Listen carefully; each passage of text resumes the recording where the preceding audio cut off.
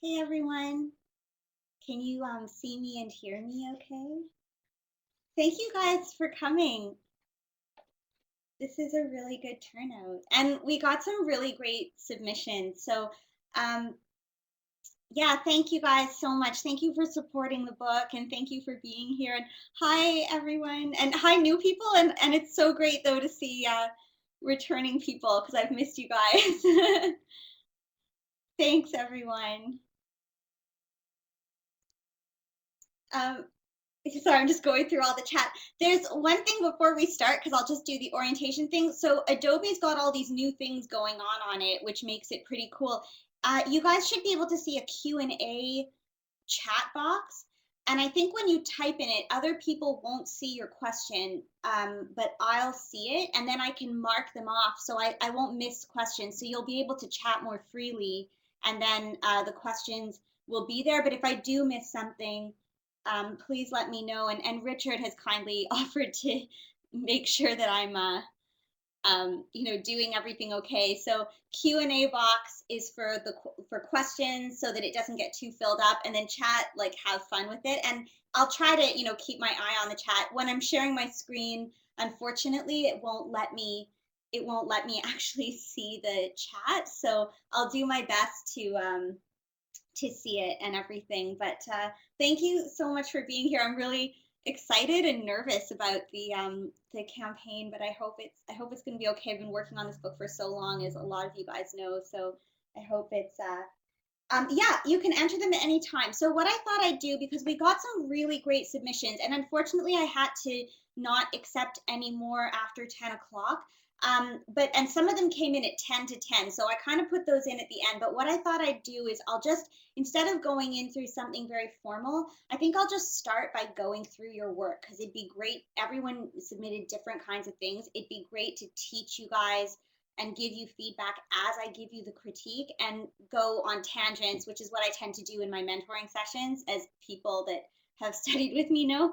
So we'll go into that. So just write any questions that you want, and if you guys have any questions. Oh, and I'm seeing I'm seeing your Q&A comments, Marcos and Werner.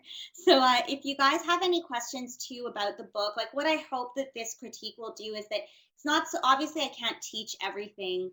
When I teach, like, the course that's in the book, it's over a period of 10 weeks, like it's 30 hours of content basically over 10 weeks. So but I would like to just go through things to tell you what you should be thinking about in regards to the posing and design of your drawings. And hopefully, if you guys have any questions about the book or the project too, it's an opportunity for you to ask them. And feel free as well, because I kind of want this to be a collaborative thing. So even if it's not your image that's being critiqued, don't hesitate to, ask questions. It's not anything too formal and everything also. So if that's good for everyone, I can get started and everything. But thank you. I didn't expect so many people to show up, so it's really great. And oh, the other thing is, just a little warning. Uh, we're using Adobe Connect. Sometimes, I hope it doesn't happen. It's just that, Murphy's Law.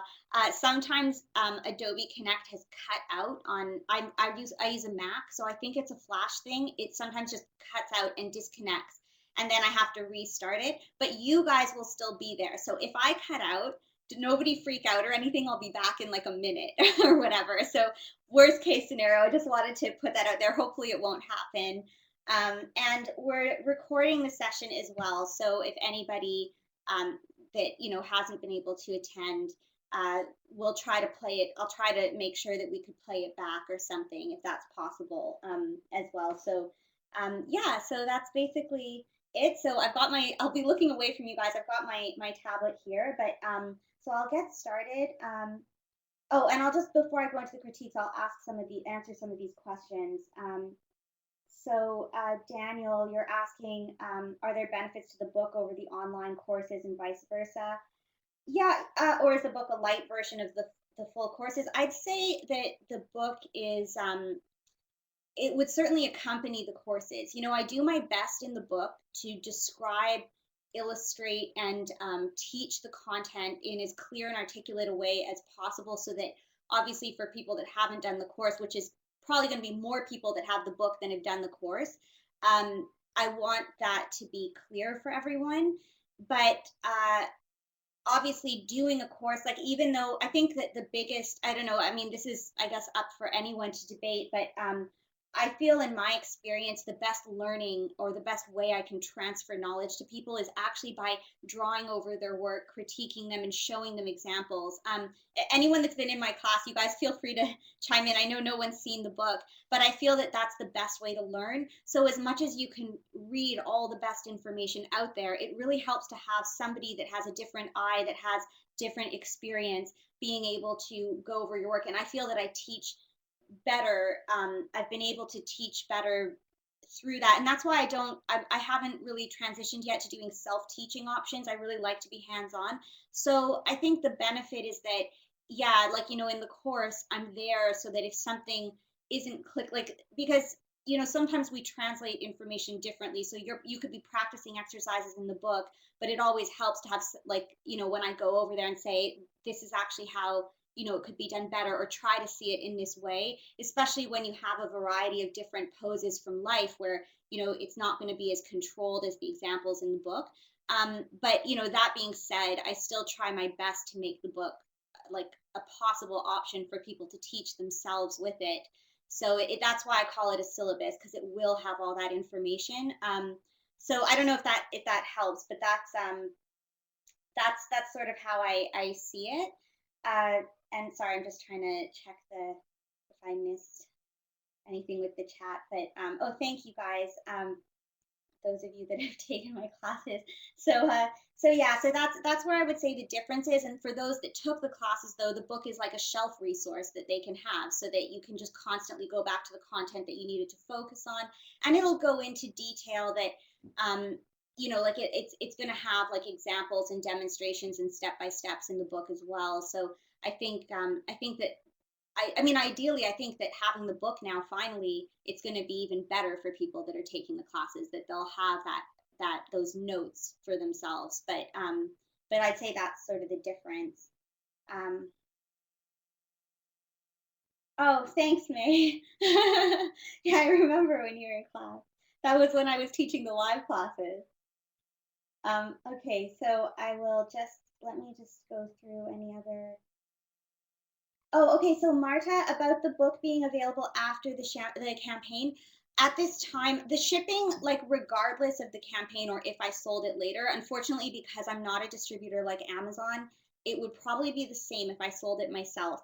There's two big publishing houses that I initially wanted to publish the book with, and I've been really fortunate that they're both interested in the book.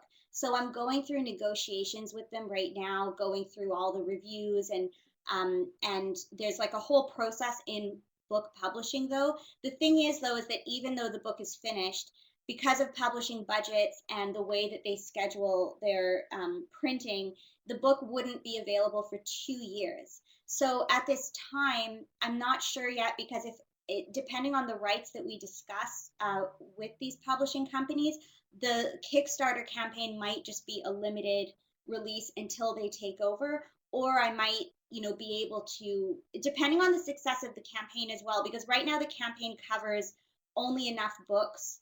Like, I did it so that I covered enough books to make it worthwhile while I was working this stuff out with the publishers, that if I did my own print run in the meantime, it had to be really worth it. So right now the cost of the campaign covers like just that amount. Like, there's no profit. So if there's enough left over, if it's successful, it would allow me to print a few extras and then maybe be able to sell it. So that's sort of up in the air at the moment. But that's why. So that's why for now it's just the campaign. But I guess it depends on the success of it. Because if it's really successful, then I might just close the contracts that I'm negotiating right now. So that might, but it would be 2 years if I go with them. So yeah, so that. It's kind of a trial run. I meant to start it in November, but because of these negotiations, I thought I would wait it out. But now that I realize it would be 2 years, like, even if they take it over for additional publications, it would still be 2 years. So, sorry, I know that's a bit of a vague answer, but I hope that helps. And did I miss any comments about that? Sorry, if I miss any comments, please remind me because sometimes it's hard to see the streams. But yes, sorry.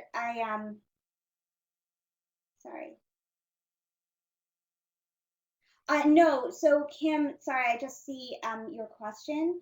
Uh, Basically, the limited run is the Kickstarter. I thought I would use Kickstarter because I thought because I've never published a book before, people might be hesitant to trust to do pre-orders. Also because I'm not a big company. I don't want like if I only got 30 pre-orders, then it's really hard to publish the book.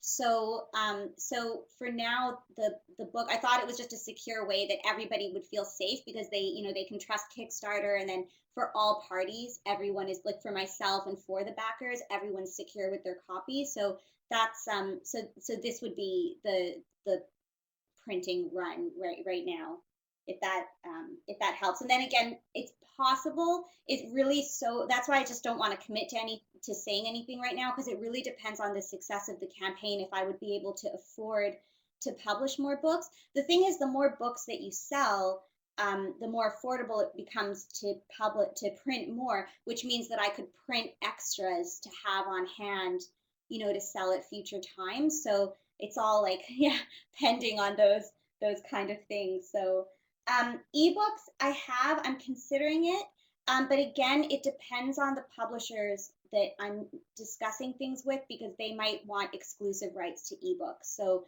that's again where it gets a little bit it's sort of temperamental, but I really wanted to get this book out this year, and I didn't want to wait till 2016, 2017. So that's why I want to do this launch. But yes, if I don't reach the that's why I think Kickstarter is great because if I don't reach it, you don't get billed. I think Kickstarter won't bill you until the campaign is successful, but they take your information so that if it's successful, you get billed right away. I believe that that's how it is. So you don't even have to go through a refund process. Yeah, something like that. But they just want to make sure that if it's successful, that people don't change their minds or back out, I guess. So they take all the billing information at this time. Um, so, sorry, I'll just keep going through some of the questions, then I'll move on to the critiques. Did I miss anyone in the comments? Um, if I did, I just keep keep pasting them. Um, oh, thanks, Kat. It's good to have graphic designer friends. Thanks. So Daniel, because I have no idea how to do that on my own. Okay, so Daniel, you're asking that you're new to serious figure drawing, and would it benefit you to redeem the personal instructions sooner and get early direction, or to implement some of the information from the book first? Um, Oh, and redeem it in a few months with a stronger foundation. Yeah, well, actually, you should receive your book before I'm offering the critique slots. Like I that's the intent with the scheduling for the campaign. And then I'll be sending an email to all the people that booked a critique to schedule in, like, that I'll probably send a calendar that there's options for when, that you can choose for your time schedule, and then we would coordinate a time that works best. So you would probably have about a month of having the book before the session would start. So it would give you a chance to review the material, if you did want that. And then yeah, that could be, that might be an option just to have some time to peruse through the book content, because then at least the reason that I say that is just because then we'd speak the same language. So even if you haven't mastered the techniques in the book, I could just use the terminology without having to explain it to you, and then it would probably go a bit quick. Like we could cover more content in that 1.5 hours. But even if we didn't, if I'm always it. I can always like work with you and explain the things that you should be concerned about, and I can just tell you it, like reference to the book where it would be, where you would read more about that, and where you would be strengthened. But I think if you even wanted to just have that little extra few weeks or month extra just to peruse the content, I don't think that would necessarily be a bad thing. And then we'd get started. with that same terminology. But I'll definitely be corresponding, like with the people that book the session, I'll be corresponding with you guys before too to make sure that, you know, we're all prepared for it and that you're going to get the best out of it. That's important to me. I'm really or at least I try I try really hard to make sure that people get the best of their time. So um okay, Jamal is saying you wanted to know if the book is just about life drawing or will you be touching on animation techniques too? No, well, the book's not about animation techniques in terms of how to animate or techniques like stretch and squash, you know, timing, secondary action, like on how you would approach animation. But it touches on the same techniques that I would teach to my animation students about posing your keyframes, how to get the most out of a pose. So in that way, it does bleed into animation. And it is actually the program, a lot of it is the stuff that I teach to 3D animation studios because it's about understanding body mechanics. They understand better how to look at reference. That's why we have photos of the models in the book so that you could actually see like what to be looking for when you look at another piece of reference. So as an animator, when you're breaking that down, it would help you. So it's certainly an aid to animators, but it wouldn't be talking about specifically how to animate. If that I don't know if that answers your question. Um, cool. And Jordan, yes, the critiques are the $500 pledge. Yeah. Oh, thank you, Matthew. Sorry, I'm just seeing bits and pieces. I'm sorry if I missed some people's stuff. Um, okay, so let me just close that one. Oh, so Ali, I see your question that there's a limited number of books. So yeah, for the time right now, this printing um, is intended to be the only one, at least for the next couple years. But again, I don't want to say anything in stone because it's just really pending on the results. Um, but yeah, so the amount of books that will be printed will be the amount ordered unless the campaign is really successful and it allows me to print extra books. But also, you know, the nice thing about this one is that like, the thing that I'm really enjoying is that if these companies that I'm talking to in regards to publishing my book, they're really great publishing companies, but they have their own branding and their own graphic design and maybe edits that they might want to do for their own reasons. And so this version is an opportunity as well for me to make the book exactly, you know, how I feel it's best. It's going to definitely be more artist oriented than, you know, marketing oriented or whatever. So I'm really enjoying having that control at this time too. So you know, it might, if I do go again, all this stuff is really up in the air, but I just didn't want to keep waiting on the results. But yeah. Oh, did it really? Oh, how exciting! Sorry, I'm just seeing all the update dates. Yeah, and the 500 one is limited. It's just only because I just won't have the time. Because I'm working on a feature film right now, and I took time off from teaching my regular classes, so I want to resume that session in the summer, and I also want to be able to make sure that I can devote that time to the backers that pledge the 500 without it going like months and months and months, you know, scheduled like back. So yeah, so right now that's limited to, I believe it's 30 backers. Um, so oh, sorry, Marcos, I just saw your comment. Yeah, the Masters of Anatomy book did really well, and yeah, and that's sort of what inspired me because like seeing what you can put out on Kickstarter and get that funding, it was just kind of, you know, you realize that it's possible. So it's actually, I hope it'll you know, do as well. It would be amazing if it did as well as that book did. Oh, okay. So Werner, you're asking that it's volume one and what's following. So basically, the way that this is also why it's taking a long time with these publishers because we're discussing how we would handle the rights of all the books. But essentially, so volume one, it's sort of they mirror my classes. In ultimately, it would actually be a book that's comprised of 3 parts, and it would be like one huge fat book or like a box set or whatever. But volume 1 focuses specifically on posing, aesthetic, and design. So and form, like getting structure. So that's what the contents of this book are. And then because the system that I teach, it's actually I have a very specific progression. It's not to give people hard rules. It's just that it's a way of working through the drawing, that's not flexible to more rigid concepts. And so that's, just like any method, you want to go from gesture, right, to structure. And then the second book would be functional anatomy, but based on building on what we built in the first book. So I take everyone all the way to building an aesthetically designed, structured figure. Then we have to add the anatomy to that structure. And then because the skeleton and the musculature will link directly to the structure that we've built and the structure links directly to the design of the drawing, and the design links directly to the gesture. So all of these bridge the gap to maintaining that gesture all the way through to your anatomical studies. And then the final book is about taking like all those design principles and bringing them together into a finished piece, some basic rendering concepts. Like I'm not really a painter, or I'm not as experienced in rendering for, like, I'm more of that just the drawing, the draftsmanship part of it. But there are some basic rendering techniques that we, build on.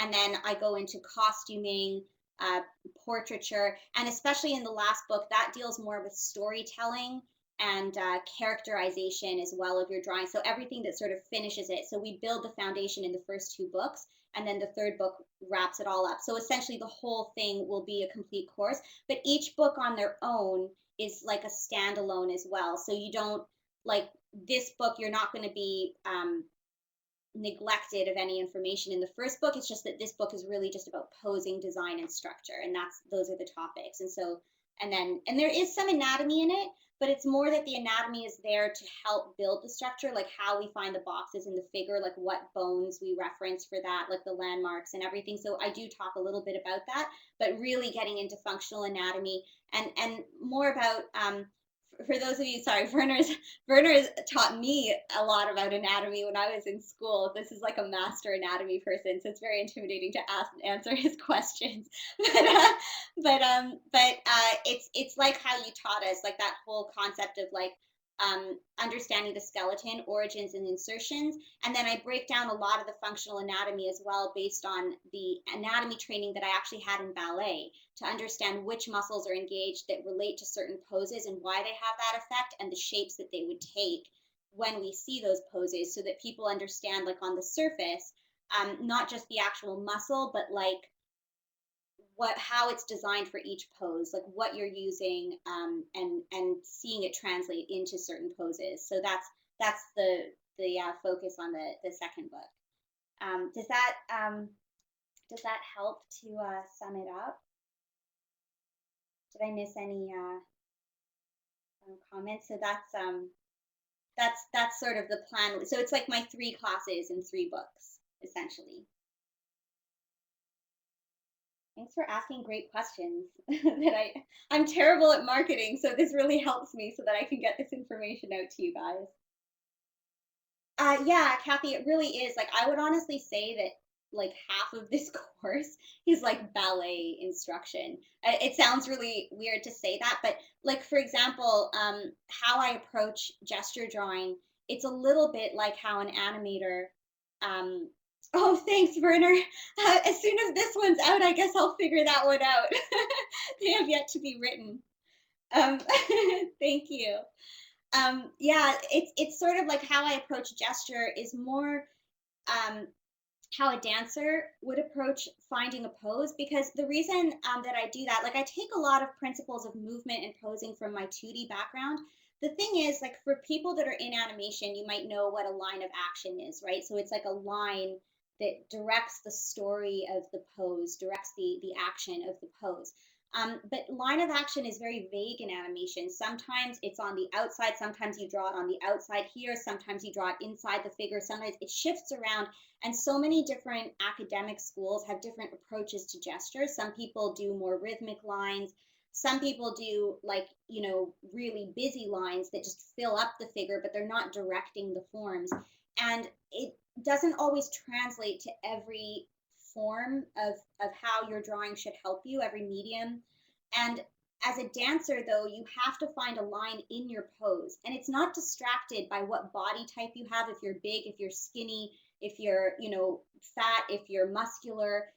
It doesn't matter. The surface doesn't matter. It's an interior line that dancers try to find, and that's why they can create such aesthetic poses. And because it exists in a real body, it can exist even in a 3D animator's rig. Like it can exist in a rig, in a puppet, in a sculpture. It can exist in a drawing, in a painting, in an illustration. It doesn't matter, because it's learning to see in the way that a dancer would see, to find those energy lines. And so that's the basis of my gesture work. And then it's also the basis of understanding like what anatomy is involved, so that it can tell you what shapes the body will take, and so that's, yeah, so my dancing is like a huge part of, that's what sort of makes this a little bit unconventional. I still take things from academic drawing, I still take things from animation, but a lot of it too is bridging that gap that I think, I mean, I guess I consider myself very fortunate to have had a career in dance before I went into animation, so that I could make those associations, which I find that I don't understand why no one's done it before, because they're so parallel. They're parallel in so many ways. And that's, I think that's why this program has also just helped so many 3D animators that I've worked with, because it translates better than, than a fine arts gestural concept or approach to drawing. So, okay. Cat. It's not that bad, Cat, but Cat's very tall. um, so Jordan, sorry, I'm just going through these Q&As. You wrote, you just discovered me in Studio Technique. Congratulations on the book. Since the images are chosen by lottery, is there a way to respond to each individual that submitted if they are not chosen, maybe by email? Yeah, the ones that came in on time, I can totally make some notes. I'm going to do my best. I know I'll move on soon to the critique because we've been 30 minutes. I'm going to do my best to try to go through each image. Like I've pulled out a lot of them, and we just kind of put them in a random section. We've got them, like they've been numbered. So I'll do my best to get through all of them. And if I don't make it through them, for sure, I'm more than happy to do the notes and stuff. So I appreciate you guys all being here and supporting me. So that's something I can totally give back. So Ali, you wrote an ebook would be nice, because in your country they may not let the book enter due to the content. Oh, I see. And so the only way that it can get to you is by sending it to a friend in Canada and then bringing it, I guess, them bringing it to you. Okay, yeah. No, it's definitely, I think for a lot of people, it's something to consider. For me at this time right now, it's just really about, it's really dependent on what I work out with these publishing companies. I'm still not sure which one I would go with, or even in the end, if this is really successful on my own, I might even just close that and just, then I would have the rights to be just publishing it like that. So at this time, yeah, but it's definitely something I'll consider. Just at this time, it's not on the table yet because of those reasons. Like they would want to have those exclusive rights. So I just can't I can't commit to that at this time. So, but I definitely will consider it. Oh, thanks, Richard. Sorry, Richard's keeping tabs on me. Um, oh, and Daniel, so really quickly, volume 2, um my hope is, again, like the success. I don't mean to keep saying that. I feel like such a marketer, but depending on how successful this is, it would also, if it would allow to pay for some of my time, so that I could maybe not have to do as much like work, like like if I could take some time off of work basically to focus on the book, I could get volume 2 out by next year.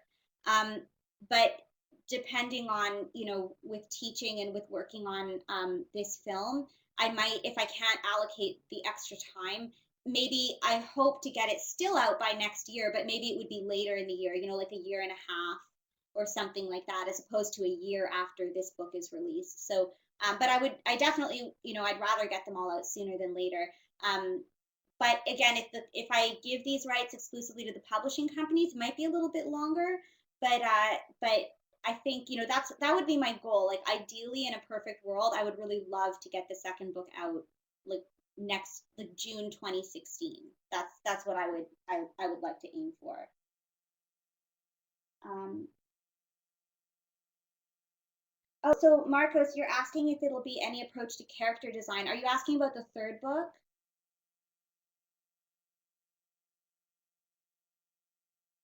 Oh, and Werner, thank you for saying that. I hope it would be a classic. I mean, I really want to try to. I mean, I don't think that maybe it's me that can do this, but my personal thing is that I don't think drawing has finished, or at least drawing education. I don't think that it's finished its evolution. I think we got really far, up to like obviously like the golden age of illustration, the turn of the century artists, um, all like, like that whole earlier part of the 1900s.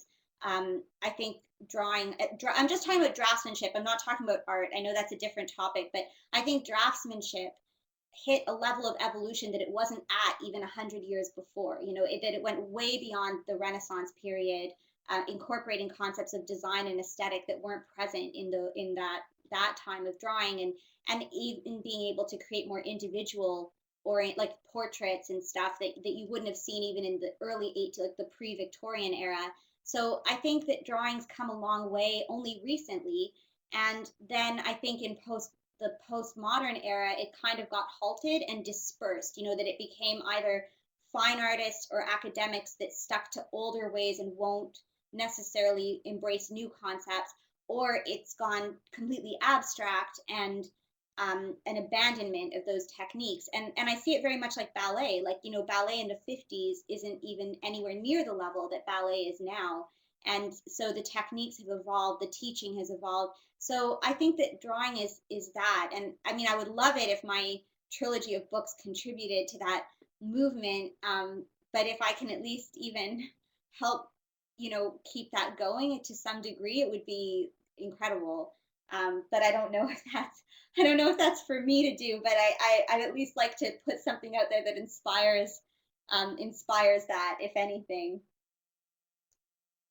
Um, Sorry, and Marcos, I didn't go into the whole character thing, but yeah, I think, but for the book in the third book, when I talk more about characterization, it's going to be more about making bringing that life and personality and uniqueness to the drawing, and that's certainly something that could be exaggerated. Like those would be the concepts that I'd be looking for in character design, but it'll be more drawing focused as opposed to like the whole aspect of like approaching character design. That would be like a slightly different topic.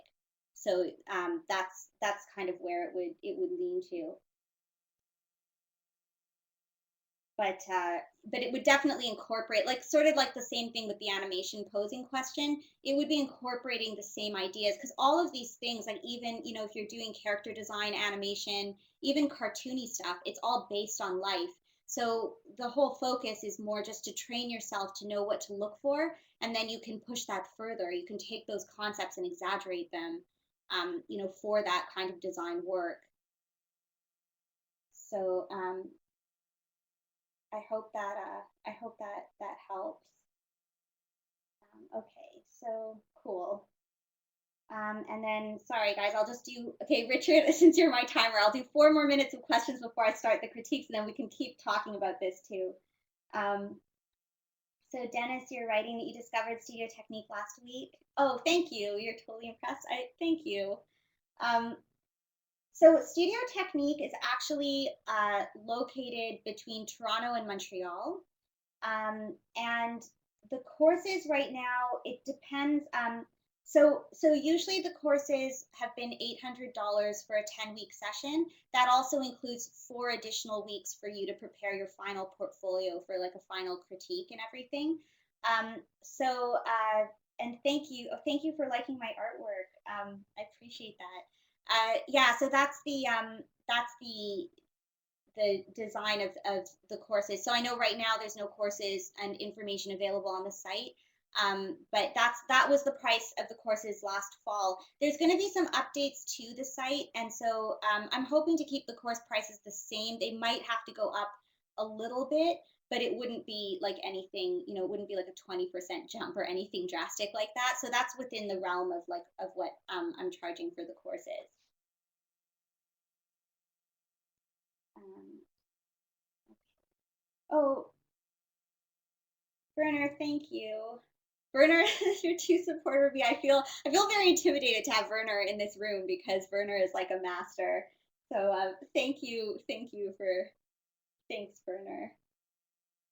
Um, Oh, so Anne, you're asking, were you going to mention there might be a tote bag with an image for guys as well as girls if anyone's interested? Yes. So thank you. That's a good suggestion. Yeah, for now I just put a life drawing on the tote bag, but what I was thinking to do is I'll definitely be updating the rewards and giving options of what people can choose. So even the people that got the tote bag, I'm going to choose a bunch of different images. And then, and the cool thing is that the service that I'm using for the tote bag, I can do like not one at a time, but it doesn't have to be that I do 500 of one image. They kind of take them like bag by bag. So I would just say like five of these and or whatever. So I'll put out an option, and I was thinking I'll even put some of the animation, like the more character oriented stuff, if people just want something that's a bit more on the animation side than on the figure drawing side as well. Thanks for asking that. Oh, and Marcos, thanks for liking my avatar. Okay, so I will, let's start with the critiques. Let me just open up Photoshop. And some people submitted more than one drawing, so I will be, let's just make sure you guys can I'm going to share my screen.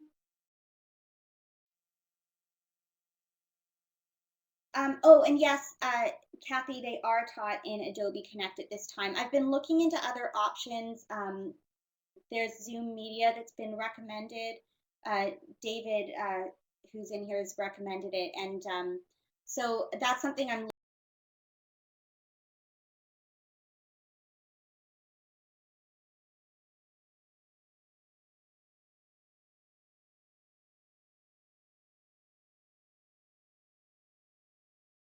into. But for now, yeah, I've been using Adobe Connect, and it's been good usually, but sometimes it can get a little laggy. I don't know how the connection is for you guys right now, but yeah, I mean, it's been fine for the classes, but sometimes when it gets to be too many people, it can get a little intense. So, okay, sorry, I have this really annoying Adobe thing here.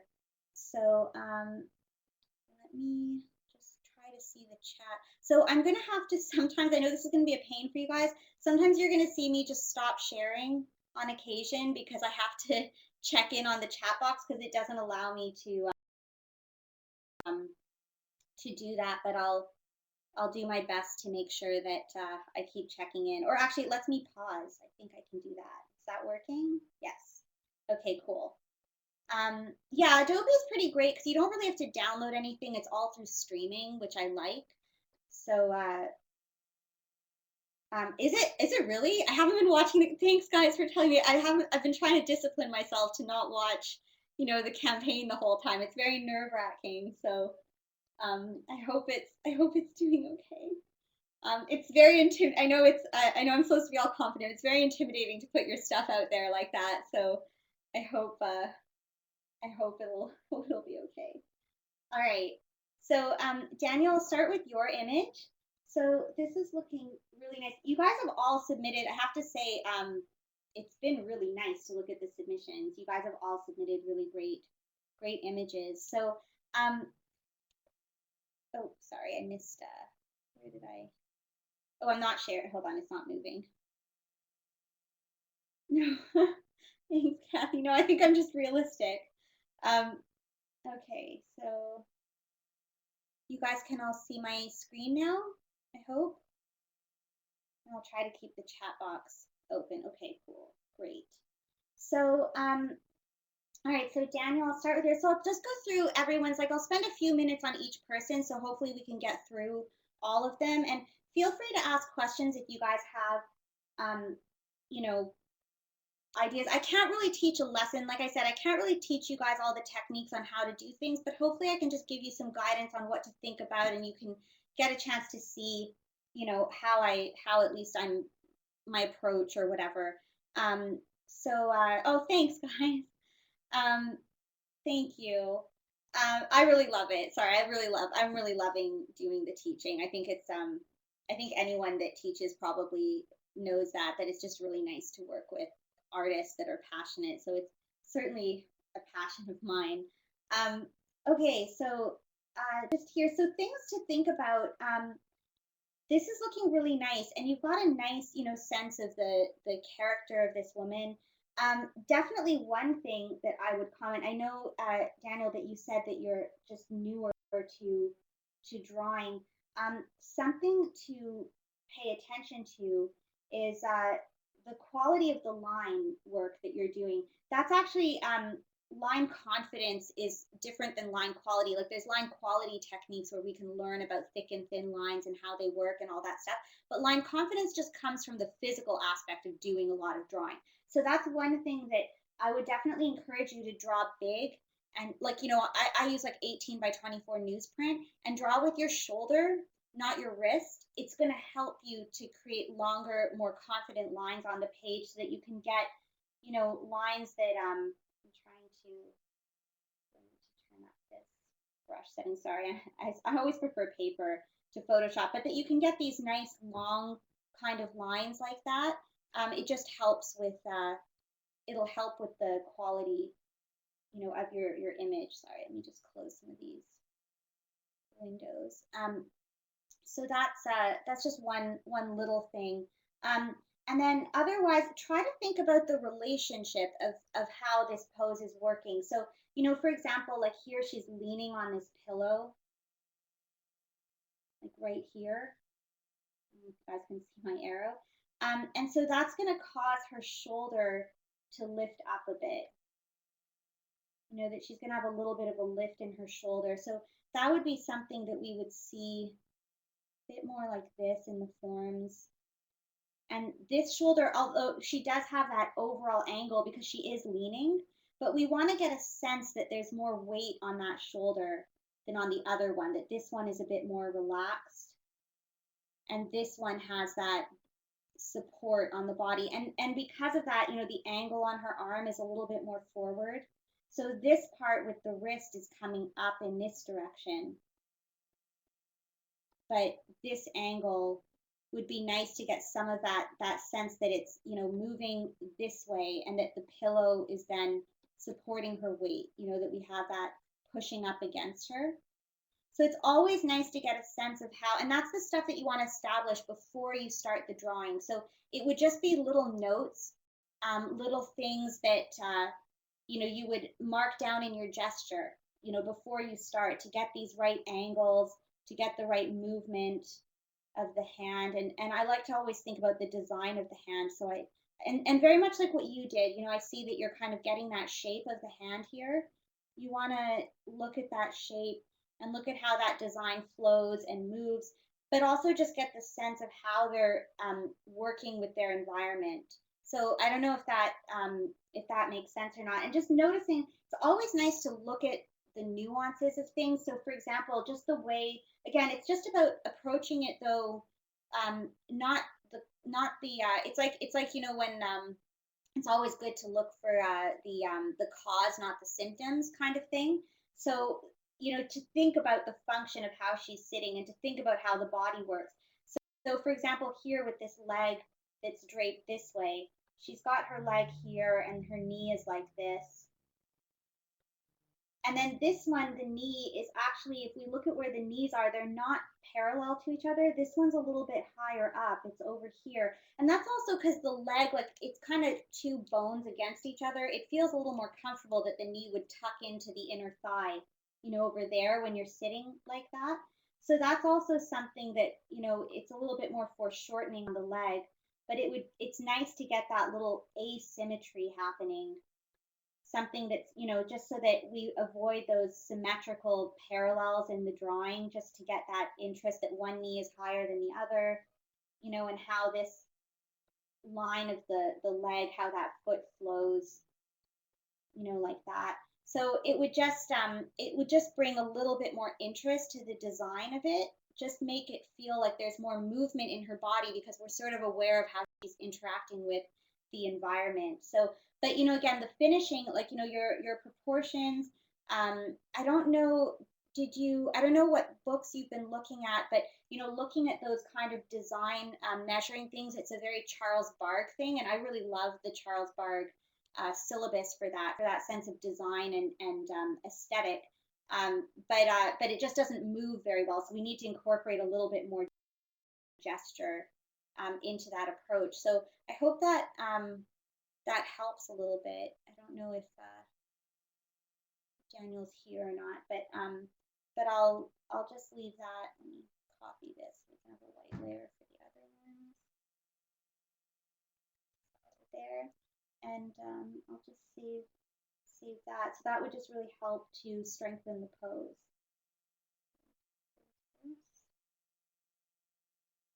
I can email these files back to you guys as well, to everyone that submitted. So you can just have some notes on top. So Olivia, I don't know if Olivia's here, but this is Olivia's drawing. So again, this is a really nice, sorry, let me just close that, really nice gesture drawing. So there's some nice movement going on in the figure here as well. And, you've got like a nice sense of weight and placement. And what I would just, be careful of is just make sure that you're not being too vague here. Like it's like you're trying to describe some anatomy, but it's more on the outside. Like you've got these outside lines, and we're not really getting a solid form. And the other thing you want to think about is, since this foot is here and the weight is clearly distributed more on this foot, we would want to feel, and I see that you have it in your line, that you're showing that there's like that bulge in the hip here. Be nice to feel it more in that angle of the hips, and have the whole form really show. And the same thing in the shoulders, just to show that change, that there's that counterbalancing, that contrapposto in the figure. And then this leg is dropping, but at least then we would feel just that in the way that the shapes are, feel that shift in weight. Again, just to bring a little bit more movement to the pose. So it's just a small thing, but it just helps. And what it'll do is it'll help to clarify that weight. And this is nice that you've got the the leg here like this, but again, be careful how these lines go. Sometimes when we put, it's really subtle in drawing. Drawing can be really nitpicky. Sorry, let me just get that eraser opacity up. But be careful that you don't cut things. Like if you do this, it almost looks like the ground is coming up against the foot, or it flattens the foot. And I'm exaggerating it, of course, but try to think about how that line, even though we want to get that perspective on the ground, that line still goes around a foot. Even though you do it quickly, we just don't want it, like this one has more volume. So it was just, we lost a little volume there. But I mean, it's a very nice gesture. So it's just those little things that would just help to solidify the pose a little bit more. Again, very subtle, but that's what I would recommend. Is Olivia? I don't know if Olivia's here or not. So did I miss any? Hold on, let me just. Sorry, I'm trying to figure out this whole Adobe thing. Okay, it's all new since the last time, since I took a couple months off teaching. Adobe's changed so much. So did I miss any questions? Raj, sorry, I'm just coming back to the questions for a moment. Raj, I see you wrote, I find a lot of my character drawing is missing that life that gives a character personality. Is there a section in the book that covers this content? Okay, so yes and no. I think that, like, basically what's in the book is about really bringing these poses to life. And so I think I would say yes, because I think that you'll feel that just by the poses being more expressive, it's going to bring that vitality to your character work. The reason that I say no is that it's not that I don't discuss those things, but when it talks specifically about characterization, not in the sense of bringing life, but in the sense of bringing the unique story to the character, that kind of that sense of like my character is a weak personality, my character is a heroic personality, my character is quirky or this or that. It's pulling those elements out of the storytelling of the character. That's the stuff that I go into my third book. And the reason that I do that is because in the way that, again, because I want this to be more instructional, we need to build a language of tools through our knowledge of the gesture, the movement, body mechanics, design, as well as the anatomy of the figure. And then we can start using those tools to apply them to that more advanced character storytelling. So that's more, I'd say, more what I talk about in the third book, but that doesn't mean these ideas aren't covered in the first book. It's just that the first book is really about making that pose feel alive. So I hope that answers the question. But that's more the approach to this book is building that foundation of solid of really understanding what a pose is, and also creating a really well designed, well staged pose, getting your proportions right or getting your characters on model. That's, we go into those techniques in this book, getting that aesthetic quality to the drawing, getting the structure and the believability, that physical presence of the drawing. That's all the kind of stuff that I talk about more in the book. So I hope that helps to answer that question. And then you're asking if I'm teaching in Toronto. No, not at this time. But actually, I'm hoping to do something with Tunes on Tap in April in Toronto. So that'll be announced soon, that they'd be hosting it, which would be really cool. And I do hope to go back to teaching. Actually, currently, I don't teach live in a live studio so much anymore, except when I work with like actual studios. So I go and work with like film animation or video game or VFX studios, and I'll go and teach live there. But I stopped teaching live to the public a couple years ago, and it's only been online. It's something that I definitely want to resume again, but at this time, like, I'm not. Sometimes I'll do spot master classes live, like a weekend thing or something. But and all of that will be announced through the Studio Technique website and mailing list. But mostly now I've been doing it online. That's just pretty much because I have to travel so much. So it's been really hard for me to commit to like a 10-week session in a studio. But yeah, I mean, I prefer teaching live. Like, I really miss I like working for 10 weeks, because when I teach live, well, I do it on the online thing like this. Like, I go over people's drawings and critique them, but I also like to, I don't know if people like it or not, those of you that have taken my live class, but I like when you're drawing in the class, when you're practicing, I'm constantly walking around and drawing on top of people's work. And I really like having that hands-on where I can see while you're drawing what you're doing as opposed to just giving feedback. So it's, yeah, I miss it, and I definitely want to do it again, but at this time it's too hard for me.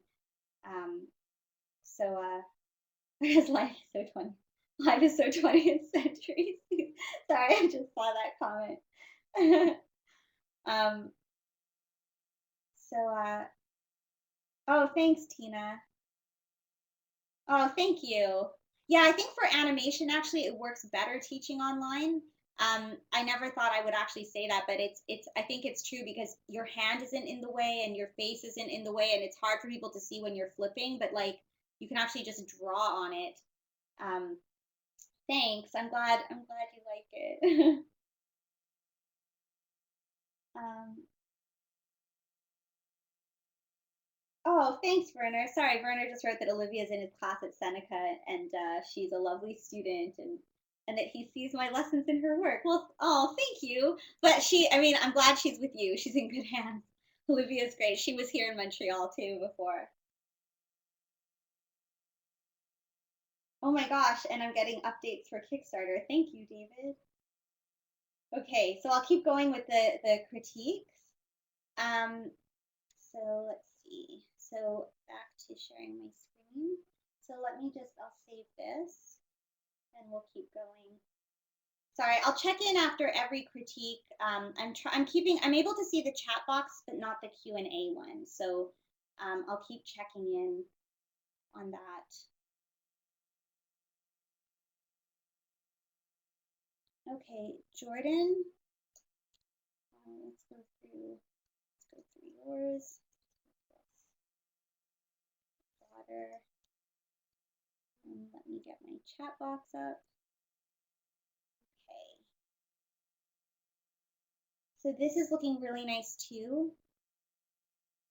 I think just really quickly, since we talked about it in Olivia's, I would just say the same thing, that you have a pose where the weight is more likely distributed on the back foot. The reason that I say that, it's not that it couldn't be on the front foot, but I do see that you've got that lift here in the hips. So because of that, when we distribute the weight to the front foot, the front hip would shift a bit more. You would have a different line in your pose. The body would be leaning a bit more this way, like it would lift, it would go more in that direction, and the leg would extend this way to the back. So I think, being that the weight is here on the back foot, I would just say that it'd be nice to get a little bit more of that clarity, because we're getting, I think, I would just be mindful of drawing the contours too fast. My philosophy is always find the directions first, then build the forms around those directions. Instead of going from the forms on the outside to the inside, I'm very much of an inside out kind of drawer. And so we would just want to feel that that side of the iliac plane is lifting higher and this side is, dropping. And then we get more compression of the flesh here. Again, it's all following the direction of this form. This side, the flesh would drop a little bit more. But again, I know I'm saying these things, like these things about the flesh. It's really the last thing that you want to think about. But it's more just that if we know that this is going this way, and that the whole mass of the hips is shifted that way, then we would also know how the flesh is kind of rolling around it. So I would just say, that would be good to, again, it would just help strengthen the gesture, that the pose is there, but by being aware of these things, it just gives it that much more weight. And then here you've got that counterbalancing in the shoulders, which is great. We've got that lift here. So again, we would see that in the direction of the back, that the body would be, the spine would be a bit bent that way, because the rib cage would be counterbalancing as well with those shoulders. So we'd probably just have a figure that was posed a little bit more like this. And then we've got the head here. So I would just be, mindful of those changes. Let me just darken this so that you can see the difference more. And it's all very small. The drawing's all there, so it's just little things to help to give it that weight and stability. Again, foot placement is always very important. We want to make sure that we have a sense of the perspective grid that the figure is standing on. So just be careful too that, we get that strong feeling of contact. I don't often like to exaggerate too much in my life drawing, but certain things, but we do want to show awareness of things, artistic awareness. And so you want to show that you are aware of how that figure is planted. I used to have this many years ago, but I've taken like all different approaches, classes in all different approaches of academic drawing. And when you go into the Eastern European, some of the Russian syllabus as well, the concepts of drawing are very grounded in solidity, structure, perspective of the figure. And I had a Bulgarian teacher that used to make us draw from the feet up, because he would really want to make sure, it was important that the figure was grounded, on a perspective plane. And then we could build them up from the ground so they were solid. Other approaches say draw from the head down. There's different approaches. So technically, I think if you can draw well, you could really start from anywhere.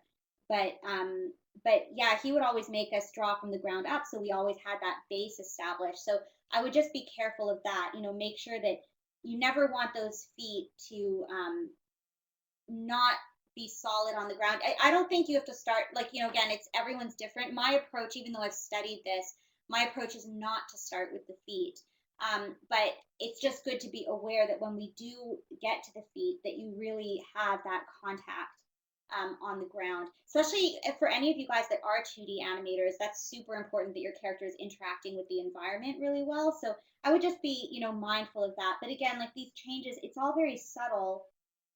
A lot of the information is already there in your drawing. It's just to help show it more. So I hope that helps. And then for strength, sorry, I just saw the.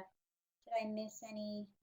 I saw your question, Jordan. Sorry. So for the strength, I think a lot of things are working. Like your proportions are all there, and like I said, I'm able to decipher this information because it's there in your drawing.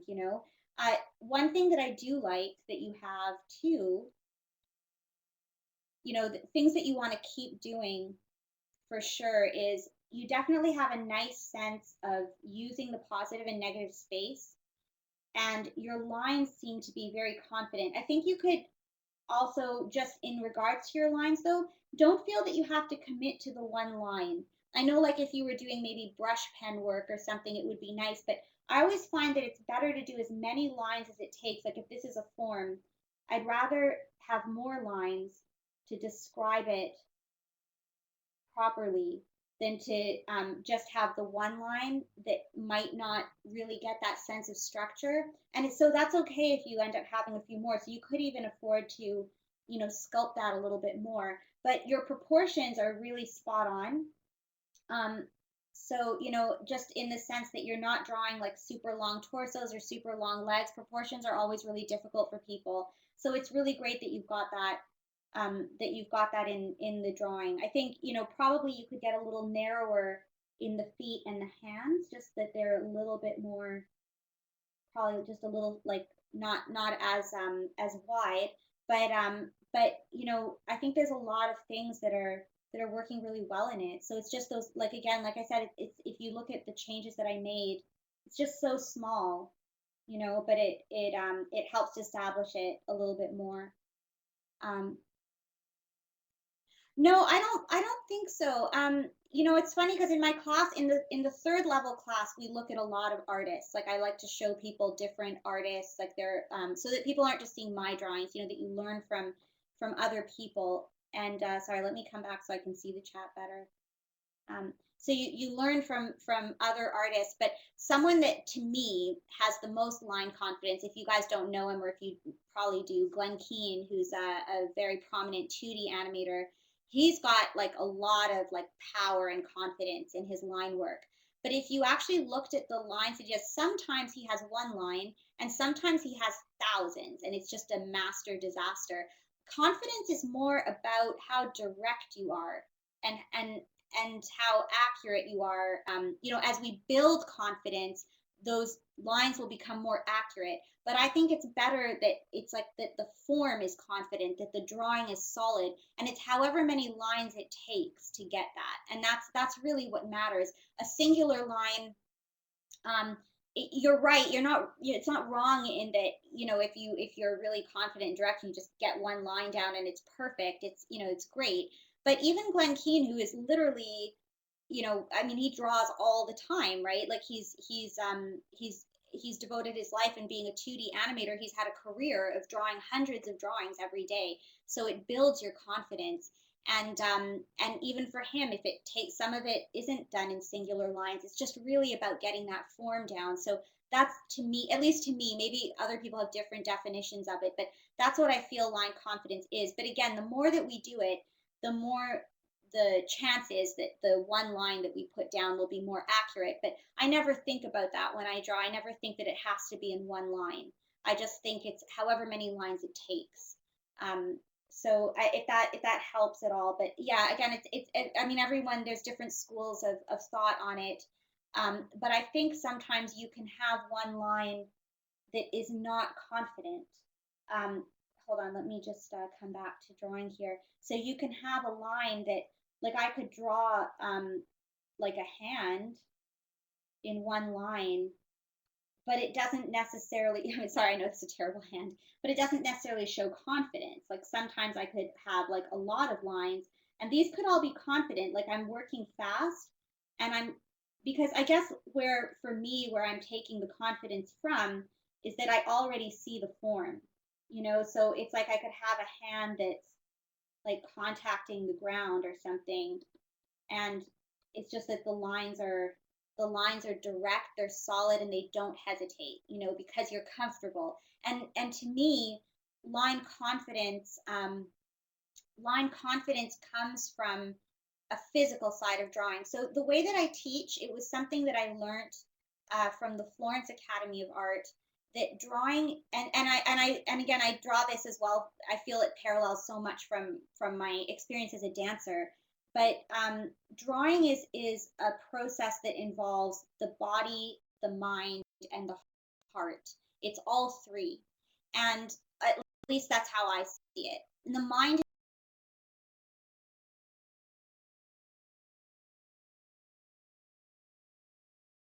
your knowledge,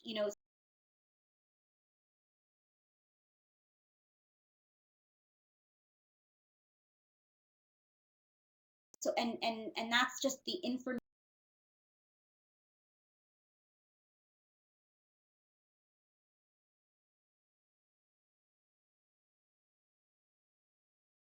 that you've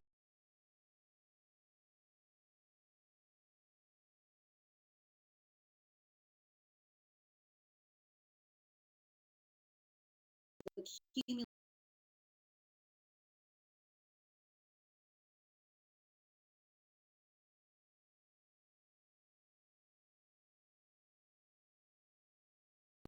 The lessons that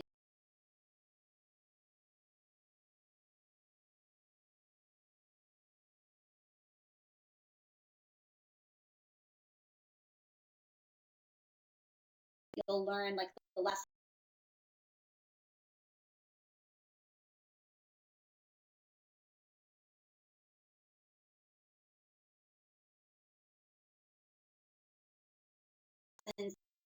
that I hope.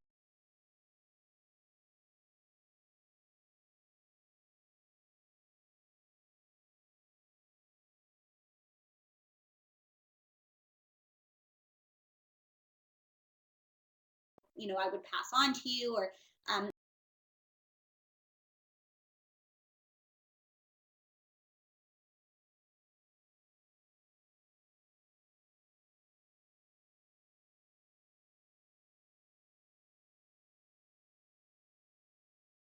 that you've read in books.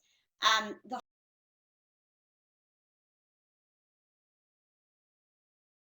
heart,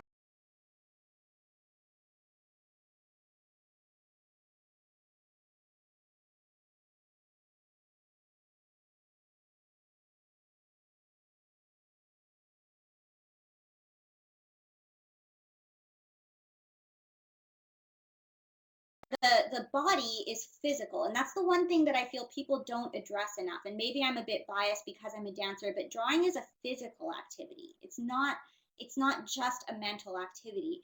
It involves hand-eye coordination. Like if you're clumsy, I always parallel it to learning a dance step. If you're clumsy and you can't do the dance step, your feet keep tripping over you. You could look at the book and you could say, okay, the foot goes here, here, and here, and you know it in your mind. You have the knowledge, but the body won't respond. So you have to practice it and practice it and practice it and practice it, and eventually it becomes second nature. And that's the body part, that for us to get that direct information onto the page, we need to have that confidence in the way that we work. And to me, that's what line confidence is. Line quality is more of a mind thing in how we use the lines, how you know to use them. But line confidence comes from that constant physical practice. So that, at least that's my way of seeing it. So I hope that helps. Oh, thank you. Sorry, I hope I'm not missing. Thank you, Werner, for the comment, and thank you.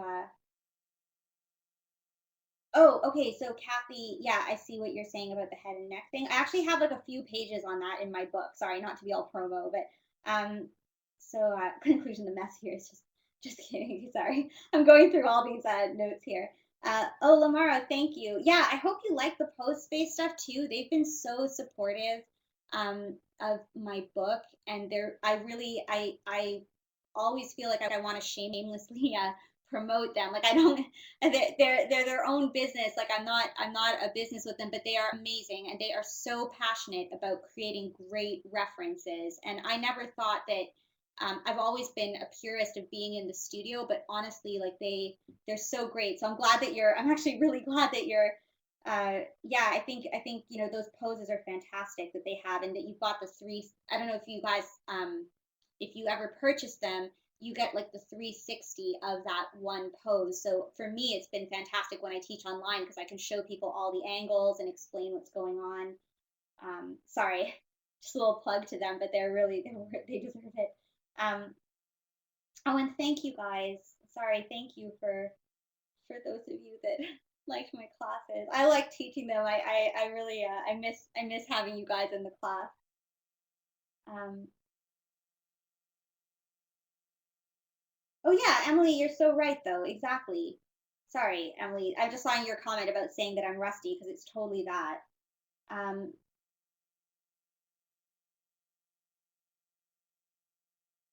Oh, so yeah, so the heart. So the heart is you. That's like your, sorry, once you have the body and the mind trained, the heart is you as an artist. Like that's what you want to express. That's your own vision of how you see the world, what you want to say. And the reason that I like thinking of drawing in those three terms is because if this helps you guys, like this is how I always illustrate it. Again, I know I'm biased, you're gonna always hear dancer stuff from me, I'm sorry. But parallel it to this, like as a so I had a background in classical ballet, and if you imagine a ballet dancer, they have to train, like you have to train for about 7 years minimum before you're at like an elementary professional elementary level. And that's a lot of like muscle conditioning, strengthening, working at the bar, learning techniques, and learning like not just strengthening like muscle activity and doing your sit-ups and all your stretching and all that stuff, but also doing like learning how to do turns, learning how to do specific jumps, learning how to do all of the ballet techniques, plies, tendus, tour en l'air, like everything that is a dance step. And then you could learn a choreography, and it's a succession of steps, and all professional dancers, ballet dancers, have to be at a certain level of technique, at a certain level of physical strength. But what makes the artist different from a ballet dancer, like my idol Svetlana Zakharova or Evelyn Hart, like these are dancers that are not just physical athletes that are perfect, but they're people that took the character, took the dance, took the performance, and they didn't just do the moves, they danced it. And I don't know how to explain it other than that it's like at a certain point you could become a very proficient draftsman. Like all of that is learnable. That's the thing, that's what I try to teach. Like you can learn to draw. It was common practice, 100 years ago. It was common practice that everybody was a capable draftsman, or that drawing was something that people learned, that they could draw something accurately, and that was normal. But are you an artist? Maybe not. And so it's that idea. It's that the heart is that that bit more. And at the end, like, but you can't express if you're limited by techniques. You can't dance, you can't perform if you're not strong enough. You can't trust your body. You can't let yourself do something because you might trip and fall. Or so if you're always struggling with those things, you can't actually be the artist that you are. And so that's to me, that's the heart. That's the part of it that's um, that last bit, and that's the most important. But for it to be true, I think you need the other parts, because some people say, well, I don't want to learn technique, and then they just feel like they want to be an artist, and that's great. But the thing is that then, are you truly an artist? Like if you only know 3 words in a language, then maybe it's great, those 3 words, and maybe that's how you want to express yourself. And let's say like A, B, and C, but then you're always going to be saying A, B, C, C, B, A, BAC, and that's how you talk to people. And eventually they're going to know that you're not expressing anything, you're just limited. And so if you know the whole language, but your art is to say BAC, then that's a statement and a choice. And that's my perspective on it. But I think, so that's, so we can't just be an artist without having a full range of tools, even if you don't want to use them, because it's really about being able to make the best choice. So anyway, I'll stop my tangent and philosophy on art, but that's how I see it. That's how I see drawing. That's how I see everything that I do. So, um, and I think, at the end of the day, it's like, I think most of us, that's what we're here for, is to get our voice out in whatever medium you choose. It's really, that's the you part. So yeah, so I think, heart is essential, but I hope that helps. So okay, so and Richard, you're saying, could I talk about when I directed the shoot that I focused on for the book? Yeah, I mean, that was an amazing experience. I went to Boston to work with Live Model Books, and we worked with a model, Victoria. She's also a dancer, so that was great because we had a common language, and so we designed, like, I worked with her to get the poses needed for the books. There's a range of different poses that show, some of them are isolated just for body mechanics, showing like, this is the body like this. Look what happens when you do this. Look what happens when you do this. And so she, you can see the effects on her body for that reason. And then some of them are there to show the expressiveness of the pose, like how we get certain gestures, the lines, the way the body like moves, and aesthetic, and so then there's those aspects of the poses as well. But they were amazing to work with, and they've got this amazing setup where they built it all themselves, because there's nothing out there to do what they do, and they've got this amazing stage where they can get those 360-degree photographs of the model. And the model was amazing. It was perfect, because everything that I needed her to do, every line that we needed, like, she was great. So, but they were so wonderful, and they're so passionate about, like, it sort of happened by happenstance. Like, I think they were looking for resources, and there were other resources out there, like the virtual pose, but they weren't as well developed, or as for what they were looking for.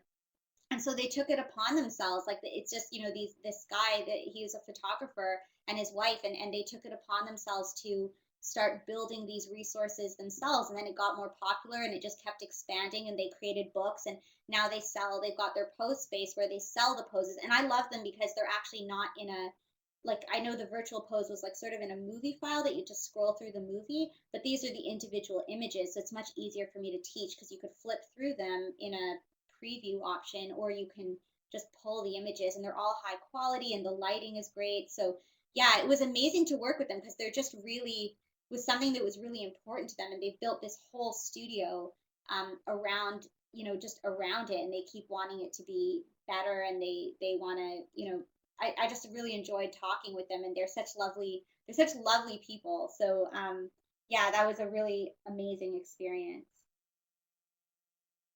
um Oh, thanks. Yeah, she was awesome. So she really was. Thank you. It was really fun.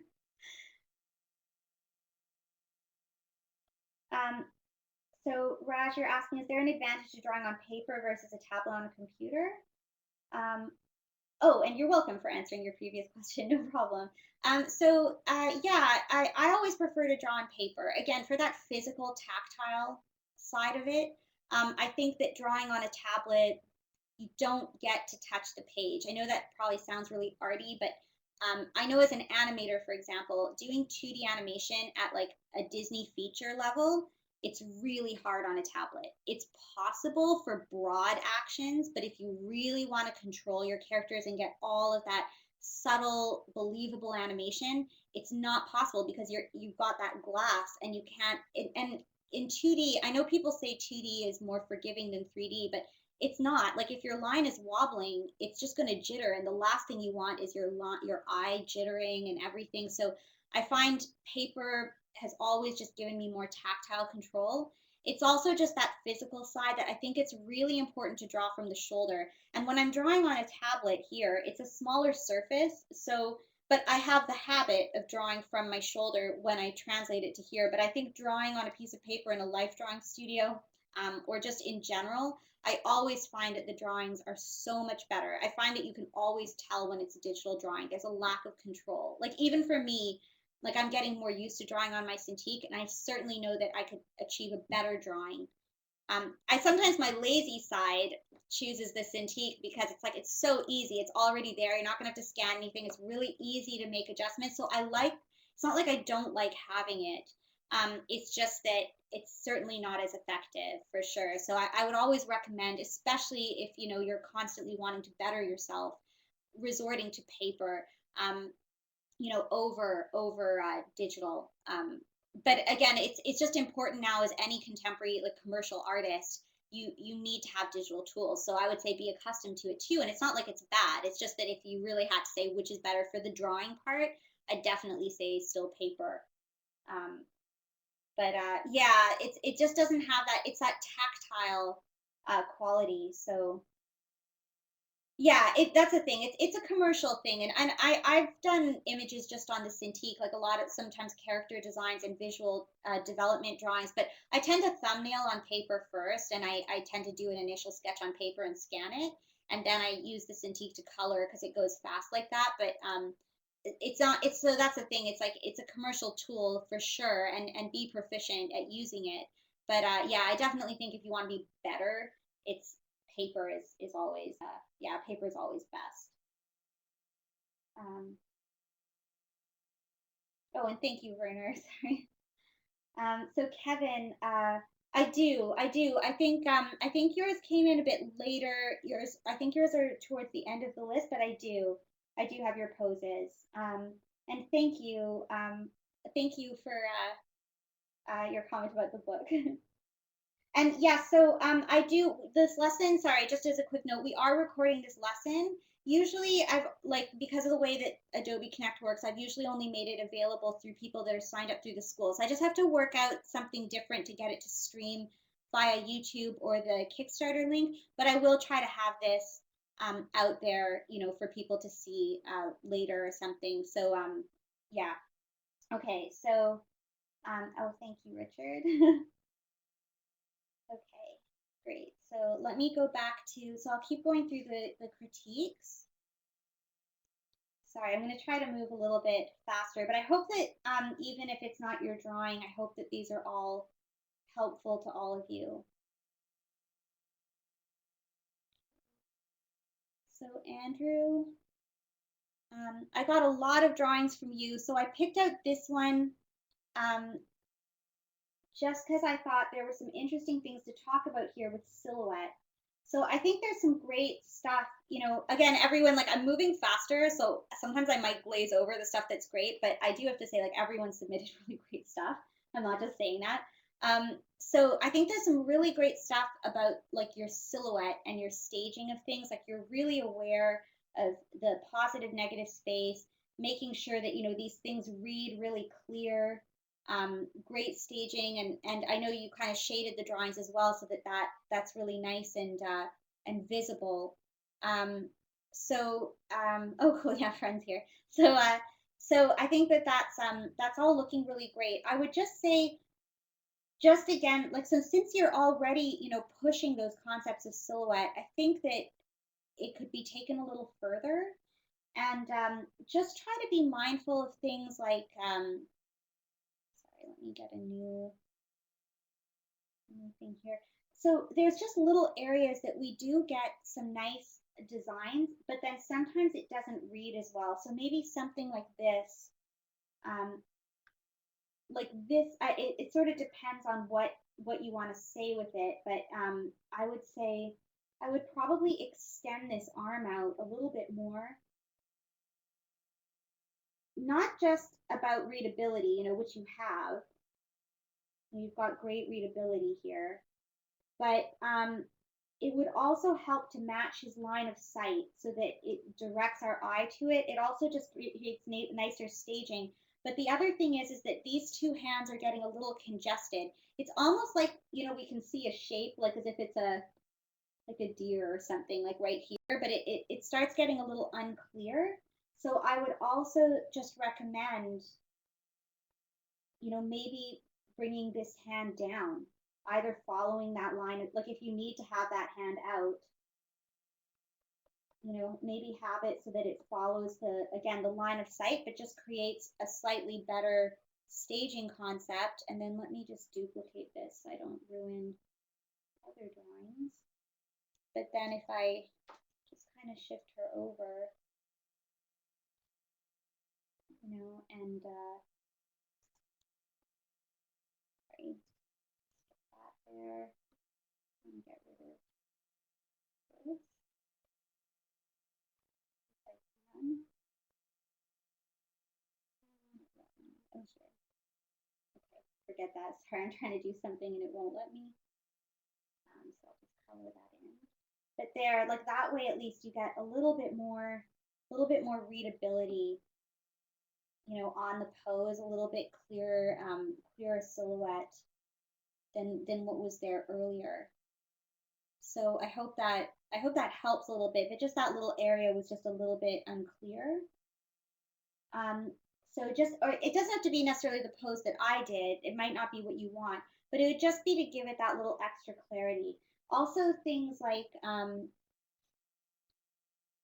not everything always has to be silhouetted. So, for example, here, this back arm, we could just, leave that out and maybe just lift this up in the space that they both would have taken. So we get that bend and more of that kind of like thumbs up kind of, feeling to the pose. And it just, then that'll, read really nicely and everything. So I would just, just like the little things like that, things like this here too, you want to avoid tangents. So it's just a small thing that I always try to keep in my mind, but maybe just we'll extend that arm just out a little bit more and get that pen here so that the line of the pen isn't touching the body. Just helps create a better sense of depth and staging. And then the other thing that I would just say is probably things that we could strengthen in the pose are just getting a stronger sense of like what's going on. So, for example, here, like if she's falling and reaching for something, if everything is moving, in that direction, I would want the rest of my body to showcase that. I'd want everything to feel, like she's reaching for that and that maybe the hair is being like pulled back so that we just get that full like feeling of movement, that she's in action, that she's reaching for that pose. So it just to think about like what's happening in the pose and what is it that you want to focus on. So the same thing here, like that's a really cute pose, but maybe we could, maybe get some of her weight pulling away from the arm so she's kind of looking at the fact that, like this cat or whatever is hanging off of her arm and she's laughing about it, but then this way we could just really get a sense of, even if she's pointing at it, that everything is moving kind of away, but sets it up to make this space a bit more open. And you could still have her expression and everything, but it would just stage it, I think, a little more clearly, that you're kind of, I always try to think of like a singular concept in my drawings and then get the pose to work around that. I don't know if that helps or makes sense. Cool. Okay. Yeah, just little things. Again, it's like it's not, it's something you can take or leave because I know that like, all that awareness is there, but I always try to go for more clarity. And then I think just the last thing I would just comment on over here is again, just with this little girl, just try to think about how we don't, if that hand isn't necessary, don't don't use it. I guess like we don't have to use everything, just use what's necessary to keep the pose clear. Um, but that's what I would do. Or maybe even if you want to get that sense because she's asking a question, maybe we could rotate that wrist, so that we kind of get like, like her hand is facing up, like Y kind of thing. And then we've got that around it. So it just tells a slightly better story. So just to think about those things. And yeah, and don't worry that everything it's not like it's like this. This is an exaggeration, but like doing that kind of like Egyptian style um hieroglyphic art, like we don't have to have everything silhouetted for a silhouette to read. We just want to make sure that the pose reads and that it tells its story. So that's what I would just suggest with those. Okay, so let me save that. I'll send these files back to you guys. Yeah, I'll send them. I'll probably just send a link that everyone could get them from, and then this will be recorded. So I won't do additional notes, but I'll have the drawovers that I'll share with everybody. So let me just grab. Let's try to. So we're a bit over time. I'll try to go. We'll go if everyone's okay. I'll go for like 15 more minutes. Try to get through a few more drawings quickly, and let me just hold on. Let me just come back to the Q&A in case I missed any. Did I miss any questions, or is everyone good? Okay, so I'll try to go through if I can. If I can't, I'm really sorry, and please ask questions that you guys have. But we'll try. I hope it's been helpful regardless. Um, so here, sorry, we've got Jamal's drawing, and let me just put some white on top. So, oops, sorry. Just that. Okay. So here, I know it's more of like it's like a figure pose. I don't know if this was a life drawing or not, like if the model was holding on to something, or if it's just a drawing that you've done, like of a pose.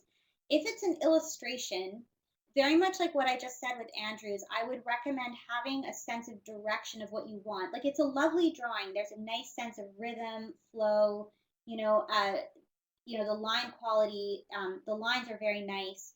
So it's all like the technical stuff is all there. But I would just say if it's an illustration, give it a reason for the pose. Give it like that they're doing something. Like is it like a superhero that's kind of flying or jumping, or what's the direction of the story? That's what I would um, work on for that. If it's a figure drawing and the model is, sorry, I'm seeing some. Oh, thank you. Thank you, Jose. Yeah, if you guys have to go too, it's totally fine, but thank you so much. Um, so yeah, so I would give it that direction. If it's a model that's actually holding on to something or balancing, then we would want to feel the effects of that. That I always recommend, even if it's a light thing, always draw like what the model is connecting to, even if you don't draw the whole background. Like if they're sitting on a stool, I always like just try to get something in there so there's a sense of the environment.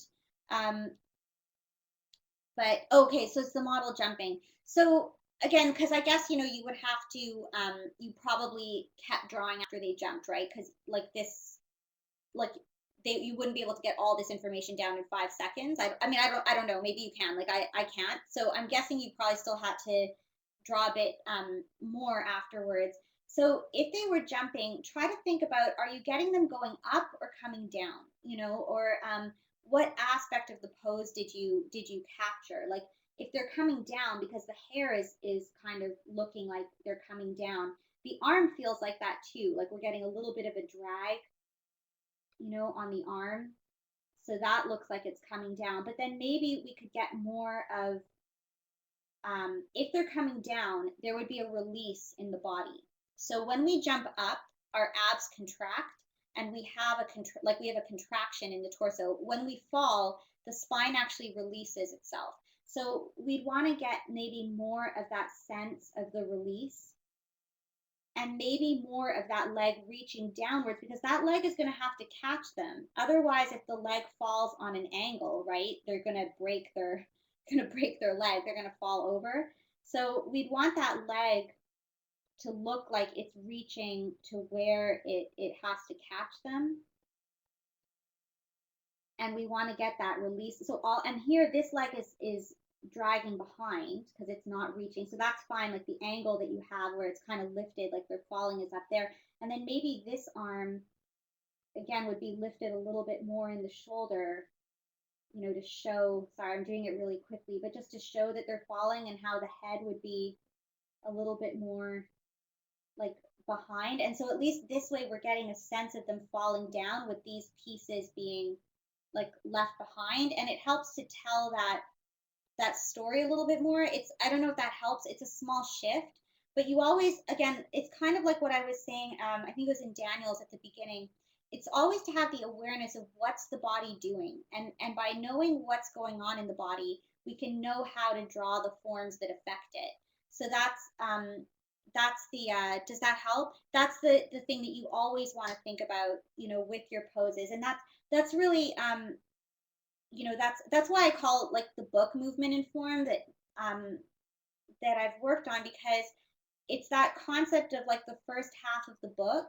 It's all about understanding like how does the body work, and then also how does gesture work in the body, and then once we have that, how do we make decisions on the forms on the outside? How do we then know, how to put that information there? So that's I think a lot of what just makes the pose feel more alive. And that's of course like an animator thing too, because as an animator you're constantly dealing with the figure and movement, so you're aware of what came before, what came after, so you're constantly drawing that stuff. But even in a still image, we always want that image to tell that story. And so, and even when you say tell a story, doesn't always mean that it has to be that there was like a whole story, like who is this character and she just came from like jumping off this cliff because someone's chasing her, and it doesn't have to have a backstory kind of thing. It just has to be like what's going on, like what's the story of this pose, and what moment did you capture, so um oh cool, thank you so much. Yeah, so I hope that helps. So I'll just save this one, and I'll keep going along in the critique. um,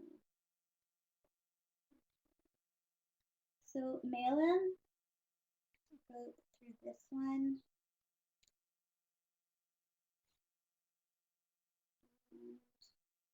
I'm sharing my screen still, right? Okay, cool. Cool, great. So, so here, I would just come back to those concepts of silhouette. Like if we're getting a drawing straight on, just because the head is kind of like getting into the body like this. So I think it would be nice. Like it's a beautiful rendering. Like Malin is amazing with drawing horses. That's like your thing. And it's it's really a lovely feel. No, it's true.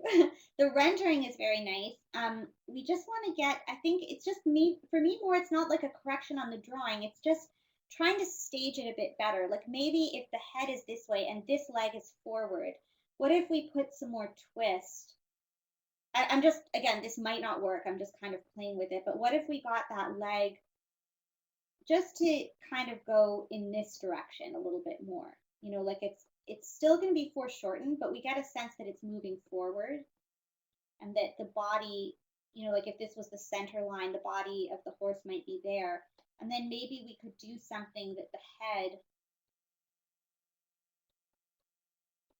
could be staged like, just so that there's like a little bit more like overlap here, that we could get a bit of like that head coming forward and out of the body, just to give it that just a little bit more readability, of the pose. And then I always like to, instead of just drawing the strands of hair, I like to find like nice shape designs for it and then break up the hair. So again, I could design hair that compositionally works. Again, I don't know if this is like the hair that you want, but at least then you could create a design of the hair and then break it up just so that maybe it'll flow more with with the image and just give it a stronger composition. And then the only thing here is probably if since I've twisted the body, we might need to see a little bit of the back. But since you're rendering things, what I would do is that I would make sure that it was just a couple degrees like darker back here, that we just render that a little bit more so that the head can silhouette forward from the back of the body, that's like atmospheric perspective, that the body's going to recede behind the head. And I just want to avoid those tangent lines. Oops, sorry. And something like that. So just to give it like a little bit more readability in the pose. Does that help? Yeah, I think that's just the main, yeah, exactly. It is. It's just that conceptualizing, but the image itself, like I wouldn't say that there was an execution in the drawing that wasn't working. It's just redesigning the parts so that it tells that story better. Cool, thanks. Okay, awesome. Oh, thanks. Sorry, I'm getting some nice comments, so thank you guys. I appreciate it. Um, okay, so let me save that. Let's try to get through two more. So Alex here.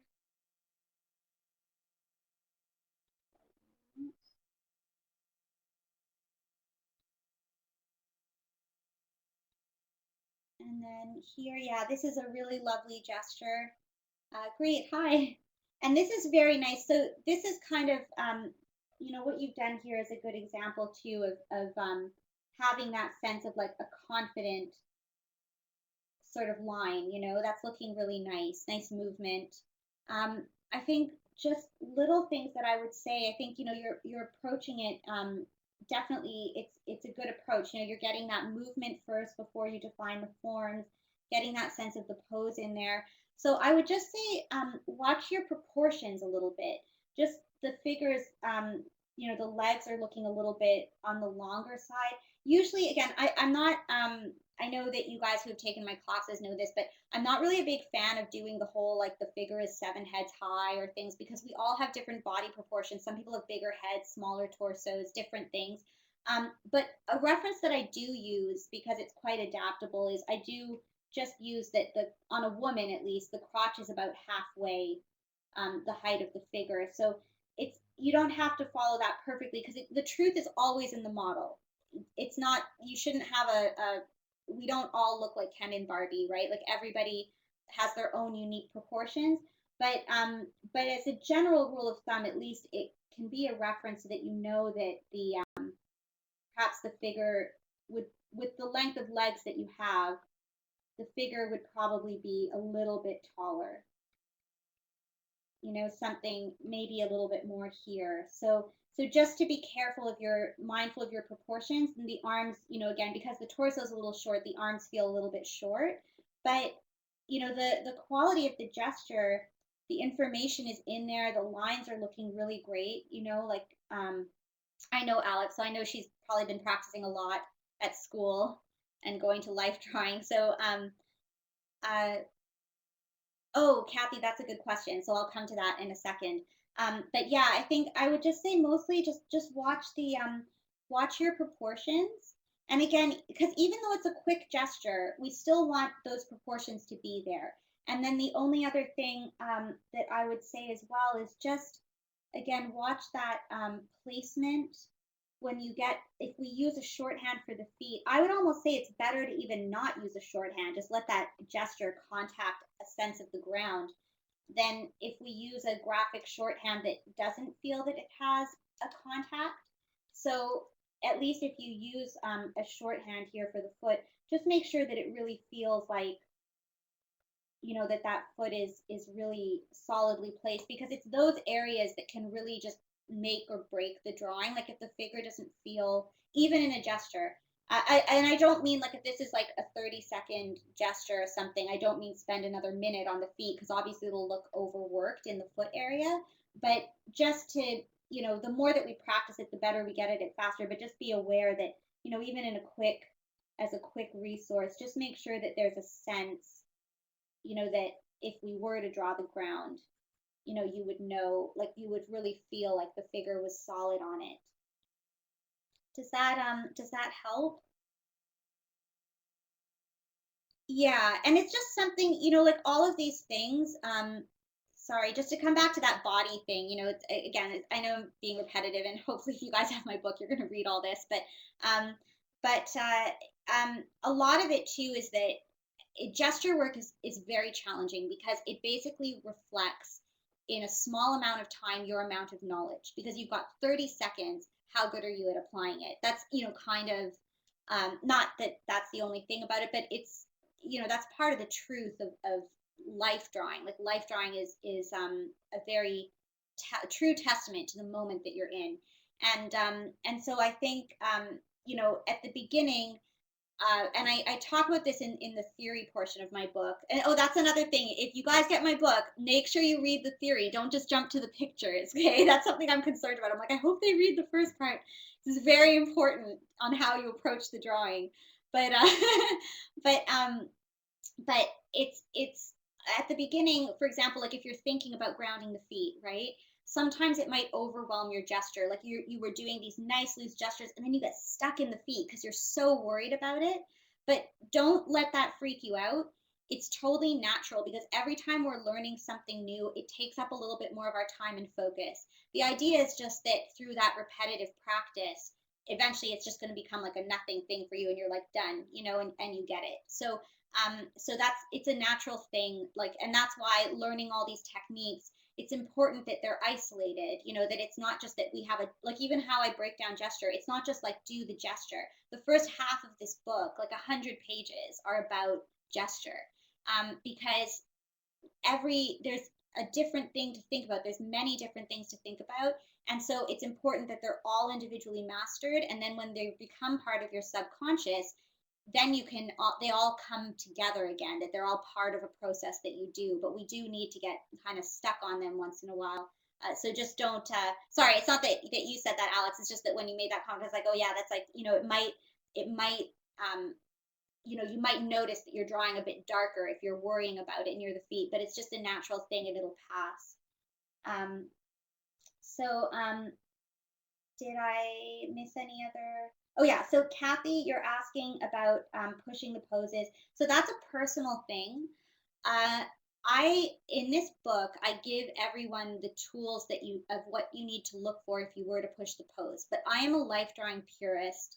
I believe that there is a lot more movement. Like, let's go back to Daniel's at the beginning of the critique because he had a photo reference, right? I think there's a lot more movement in a pose if we know what to look for without exaggerating it. And I think the danger of a lot of contemporary methods that impede your draftsmanship is that people are jumping into these I'm a 2D animator, so I'm not against exaggeration. I just want to put that out there. Like remember that like where I'm coming from. But I think a lot of people push that concept of exaggerating so much that all that you're doing is looking at the model and you're not actually benefiting from like observing it because you don't need the model then. Doing an exaggeration or a caricature is an illustration. You're taking concepts that you're inventing in your mind because the model's not doing it. The model's not like bending with a stretched arm or something, right? Like the model is the model. So my philosophy on that, it takes a little bit more work, but I don't believe in doing that in a life drawing studio. I think that you're floating between two worlds and you're compromising yourself both ways. The world has a huge library that you will be forced to deal with. Different ways of positioning the hands, the feet, understanding pose analysis, breaking down the pose, and achieving that sense of movement and life in your drawing, but accurately. And so I think that that's what we should aim for. And then because you don't need the model to exaggerate, go home, take your drawings, remember all the information that you analyzed from that pose, and create an illustration, create an exaggerated character drawing, and then even push it more. How could I make this illustration better? How could I push this pose more? Knowing what this pose is, how could I tell the story more?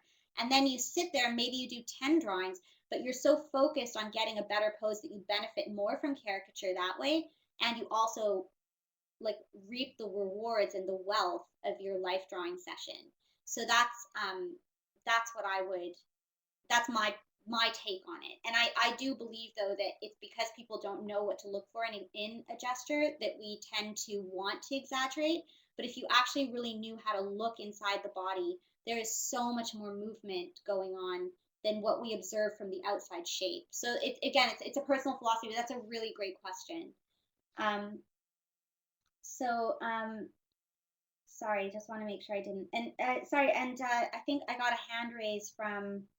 Ooh, how do I do this? Sorry, I think was it Jennifer? If you raised your hand, totally type your question in the chat or in the Q&A box. Um, so let me just see if I just hope I didn't miss anything. Um,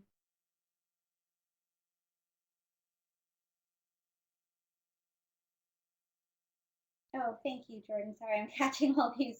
I'm sorry if I've missed a lot of the comments. I'm gonna have to watch the recording after and make sure I didn't miss everything. But and okay, and thanks, guys. So I think I guess since we're almost two, might as well go to two. Let's try to pull up a couple more drawings, and then I'll have to let you guys go. But I hope everyone's learning from it. And thank you everyone for submitting. I wish I could. I tend to talk a lot. I'm sorry. I hope it's helpful. So Jackie, I think sorry, I just got this working. Oh, thanks, Werner. Thanks, Igali. Um, oh no, it's okay. I'm glad that you guys are enjoying it. I mean, anyway, if everyone submitted, I wouldn't be able to go through everyone's work, but I hope everyone's learning from it. I hope that this is like information that you can all apply. So Jackie, this is looking really nice. You've got those gesture lines, that movement. Something I like that you have here are just these changes in direction. So that's all really working well. Yeah, and the proportion thing, yeah, proportion, like I said, if that helps you as a quick, it's not the solution. But you know how we did all the blocking stuff in the class? Like that's an exercise like that you want to keep going back to and just learning those the graphic shorthand. But as a quick thing, you know, even if you just imagine like the crotch is halfway, then it would help you maybe extend that leg a bit more. And then I know that there's probably foreshortening here, but I would guess that maybe it would be a little bit more, you know, a little bit more like this. And I like this that, you know, you've got that other leg like higher up here. It's just that maybe that foot would be a little bit longer or something. And then the one thing I would just say here, the first thing I look for is always getting that gesture, getting that sense of movement and life. I think that that's, to me, it's like lighting a match. You know, it's like a model going. I mean, it's hard with photographs, you know, when you're learning online, but a model taking a pose, it's like when they move into a pose, it's like striking a match, and there's that flare, and then the fire sustains itself. And I feel that that's like when a model takes a pose that you get that spark, and then they're holding it. So that's what I want to catch first, because the other things, the forms and everything, they'll still be there, like they'll be held. It's just that sense of movement in life, it's like that's the first moment that I want to capture. So here, this is looking really good. I think the one thing I would just say is that since there is this lean, you know, over to this side, and there's this support that the model is leaning on, I think first I'd just really like to feel a little bit more of that lean, and maybe also just to show here in the contour in your silhouettes, because you've got this negative space here like this, might be nice that we get a little bit more of that bend on this side. and a slightly straighter because it's stretching, the way that these forms are moving around the figure on that side here. And I don't know if the arm was straight or relaxed, but if this arm was straight, like supporting her in any way, maybe we would get the effects of that a little in the shoulder and a little bit more of a straighter, feel to the pose. So just something that, but it could not be the arm that was there. Like I don't know the pose for sure. But I think the main thing for me is that I'd like to see the effects of this leaning in her body and this angle, that the breasts are falling on that angle, and the flesh is going to fold here. So we just get a little bit more of that sense of movement. Again, it's just really subtle. I'm just going over what you have, but just to get that a little bit more. Okay, so it was bent a bit. Well, but I would keep it with bent. Again, I always work with what the model gives you because it's going to help expand your library. And then that's kind of like that question that Kathy had. Like I would take it late. Like if I wanted to use this pose for a character thing, maybe I would do something different. But if we tried to change it, we'd lose what you have here because the trap muscles are flexing, because that if that arm is bent, it's causing a roll in the shoulder. So I think that's what's happening in yours here. So I would want to catch that, so I'll keep that bend. Um, Again, I would just recommend, like, you have the pole, just put a reference for what she's sitting on, like even if it's just like a little bit, like you don't have to complete all the perspective of the drawing, but just have something there for the sake of contact. It'll just ground it a little bit more. Yeah, always work with what the model gives you because there's stories and and that's the thing too, because I believe that all of, like, the fact that she has this concave, like this kind of bend in the body, if you tried to straighten the arm, the pose actually becomes awkward. She'd have to bend, like she'd have to really be like leaning completely on a lateral direction. She couldn't have any forward movement. So that bend allows that shoulder roll and that collapse in the chest. So see, all those things, they become disconnected parts if we were to exaggerate it, right? So that's why, like, I wanted to take out my straight arm version because it does completely change the pose. The whole body works together. So um, yeah, does that help? Sorry, let me just come back to how does this work? Come back to the question room. Here we go.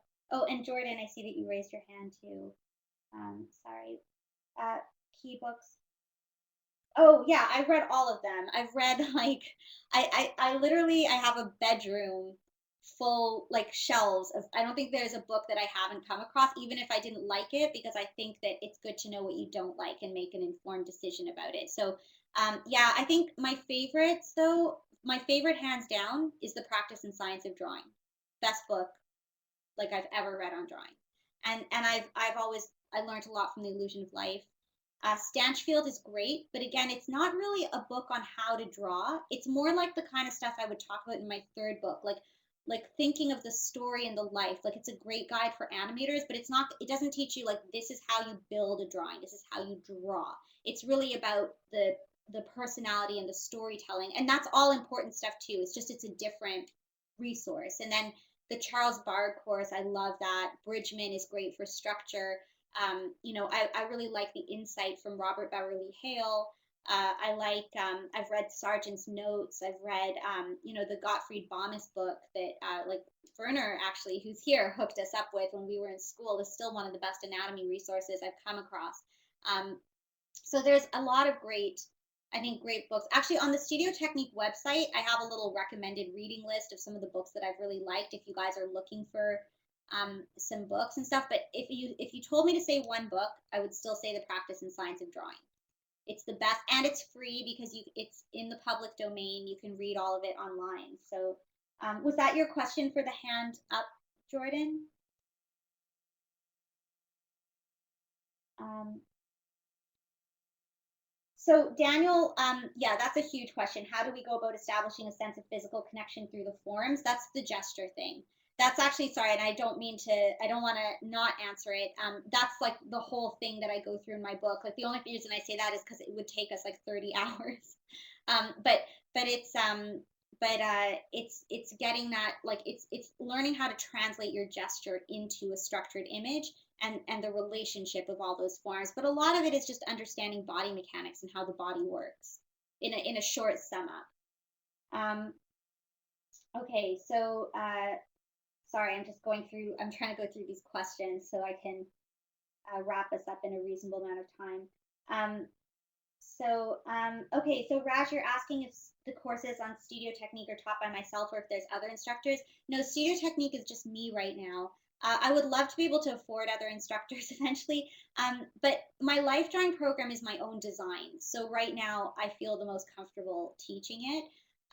But the reason I started studio technique was actually because I gave it a name and everything because I was being asked by many animation studios to come in as a consulting director for the animators, and I would have to work for the studio and train them like in like this process.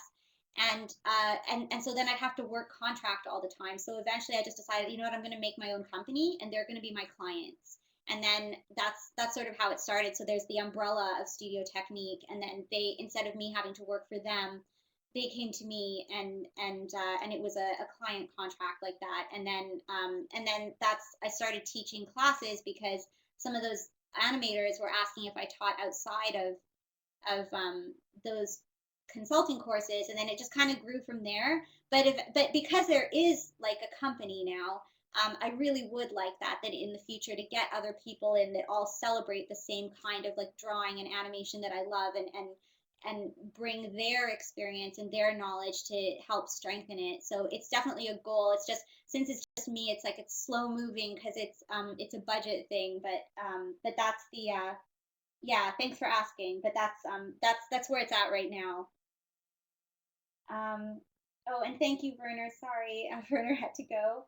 And then Stephen, you're asking concerning center of balance for a sitting pose like this. Would you still go from the same center line as when standing, or does it depend on the pose? Oh, yeah, actually, sorry. And again, I don't need to keep going back to the book. Well, I mean, I guess this is to promote the book, but like I have a chapter on weight in the book.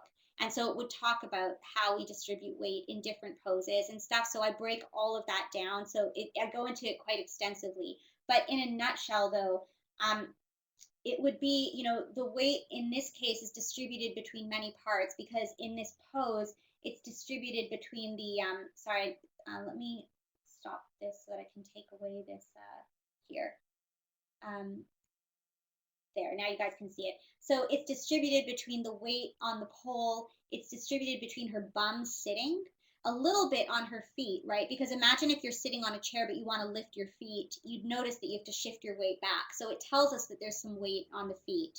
And obviously this arm, the lowered arm, is supporting her. So the weight's distributed between many things, whereas when we're upright, it tends to be just between the legs. So we drop that plumb line that you saw me dropping in the other images. Does that help? Cool. So, all right. So I think I'll just do. I said I'd do two more, so we'll just quickly do one more, and then I'm going to have to wrap it up. But I hope that this was, helpful and informative, and gives you guys a sense of, mostly that's what I wanted, was to give you all a sense of what we're going to be, what I go through in the book. So I'll just go through Emily's. Oh, thank you guys. I'm excited too. It's kind of scary. I'll be honest, I'm really nervous about putting it out there like this. It almost feels like if I just waited for the publishers to do it, I would feel it's safer because it's almost like someone else's problem. But watching it, yeah, I'm a little nervous, but thank you. I mean, this was a really nice turnout, and I'm really grateful for all the support and everything. So thank you very much. So Emily, I'll quickly go through this. This is beautiful. So I think the main thing that I would just say, I mean, it's very small things, but it's just the feel of the effect of the weight on the figure. So if this arm is, supporting, sorry, I don't know if I'm missing, oh, you're welcome. Thanks for coming. Sorry, thanks guys. Yeah, if this arm is supporting her, maybe it might be a little, again, I'd have to see the pose, but I'd imagine it might be a little more directly under where her weight is. And I'd probably want to feel like it wouldn't be a very relaxed hand. If it's only the fingertips that are touching, like maybe there'd be a little bit more tension in this, and that the hand is like, pressing against the ground, like that there might be, if there's that lift, but that there would be stronger bends because it's kind of like trying to help that balance. Does that make sense? So it's just like a little, again, it's not really like a big thing. It's just something so that we feel the weight a little on the arm. And then the same thing here in the body, that she's twisting, but there would be a collapse in the torso, that this hip is coming up. And so the torso, the rib cage, maybe it would be a little bit more collapsed. And the weight of the flesh of the breasts would just kind of, again, hang, like, to show that it's being weighted, like just droop, like a little more, drooping down, and so that we feel this weight and just a little bit more of that sinking of the chest cavity, like into down towards the ground. And then this hip is nicely popped the way that you have it. But I think it would just be like such a subtle thing, like very, very, very small, um, just to show, like just dropping this rib cage a little bit more at the top of the chest here or something, but just to show that little sense of just weight, and heaviness. But it's a lovely pose. It's a lovely like twist and everything. So it's just to show those effects, to think about like what's happening and how it's compressing, and just watch that you don't lose volume in the leg. So if this is the belly button and this is sort of the center of, because I'm looking at where these two hip bones would be, just make sure that this leg doesn't get too thin. Like it would probably be coming out a little bit more like that. So I don't know if that helps, but just like little, again, it's just little changes. I mean, this is nice. You've got that feeling of the belly hanging, the way the foot is draping over the other leg. So it's just in that area that I would help to let it sink down. Okay, cool. I'm glad. So let me just. Oh yeah, no problem. Thank you also. So I think I have to wrap it up there. I hope uh, I hope it's been helpful for everyone. Let me hold on. Let me end. I'll stop sharing my screen, and I think I can move this. No, I'm scared to touch things in Adobe Connect. I think I can move this over so that it's a bit bigger, so I can say goodbye to you guys. Um, but thank you, for attending this, and thank you for all your questions. And oh, and there's one quick question by Stephen. Quick question concerning courses. Will the character course be offered online, or is that in studio? No, I do want to offer the character course online, and it would be online. So I find that actually teaching the animation and character stuff online is actually better. Life drawing, I wouldn't say it's necessarily better or worse. It's just different because I do more demonstrating online than in the live class. I let people draw more and I draw with them, but then I don't demonstrate as much, So it's like they're kind of, some people in here have done both, so they could tell you guys. But um, yeah, well, shading is like icing on a cake. It's like the final thing. If you don't have a good base, it doesn't mean anything. Shading is like putting the shingles on your roof, like it's just putting something on the roof, but imagine that you built the house wrong. You'd have to take apart that whole roof, so I think oh, thanks, Victor. I hope it helped. I'm scared to look. I have to go look after this, but thank you guys all for attending. I'm really it's a much better turnout than I expected, so I really appreciate you being here. And yeah, I think Jordan, just to quickly answer that, it's important. Like rendering is important, but it's like a texture, or like it's a lighting thing, but you need it's at the end. That's why, like, I talk about it in the third book and a little bit in this book because we talk about the structure of the body, so that applies to how light falls on it. But it's not so much the focus of this book. But it is important. But yeah, most people tend to learn rendering first, but it's not the way you should learn. I hope that helps in a little quick thing. But oh, thanks everyone. So oh, okay. I'm glad to. Oh, thanks. Oh, hey, Atu. Thank you. Sorry, I'm seeing all these familiar people, and I'm sorry if I missed some of the chat before. I'm not able to see it when I share my screen, so I'll go through it later. But thank you guys so much. I really appreciate it. So, and thank you for supporting the book. And I know some of you guys have, and for those of you that took my classes, I already saw that you had got book copies, so thank you. and but thanks so much. So I'll be in Toronto in April, but I'm waiting on Tunes on Tap because that's going to be like they're going to do something to help me promote the book, and it was their concept, so we're going to collaborate on something, and they're so supportive. Like they're really great. So yeah, it'll be something in April before the campaign is over. Oh, thank you. Oh, at least you're in Canada, Malin, so the shipping is cheaper. Oh, thanks, guys. Thank you so much. So I hope it'll be successful because I really want to get this book out. So I really appreciate you being here and thanks. And I hope this was helpful too. So thanks everyone for your submissions, and I'll follow up, with a link for you that you can, if for those of you that attended that didn't submit, if you could just send, your email, like send an email to the movementinform@gmail.com, the address that we use for the submissions, just let me know that you were present so then I can connect you with the link and stuff.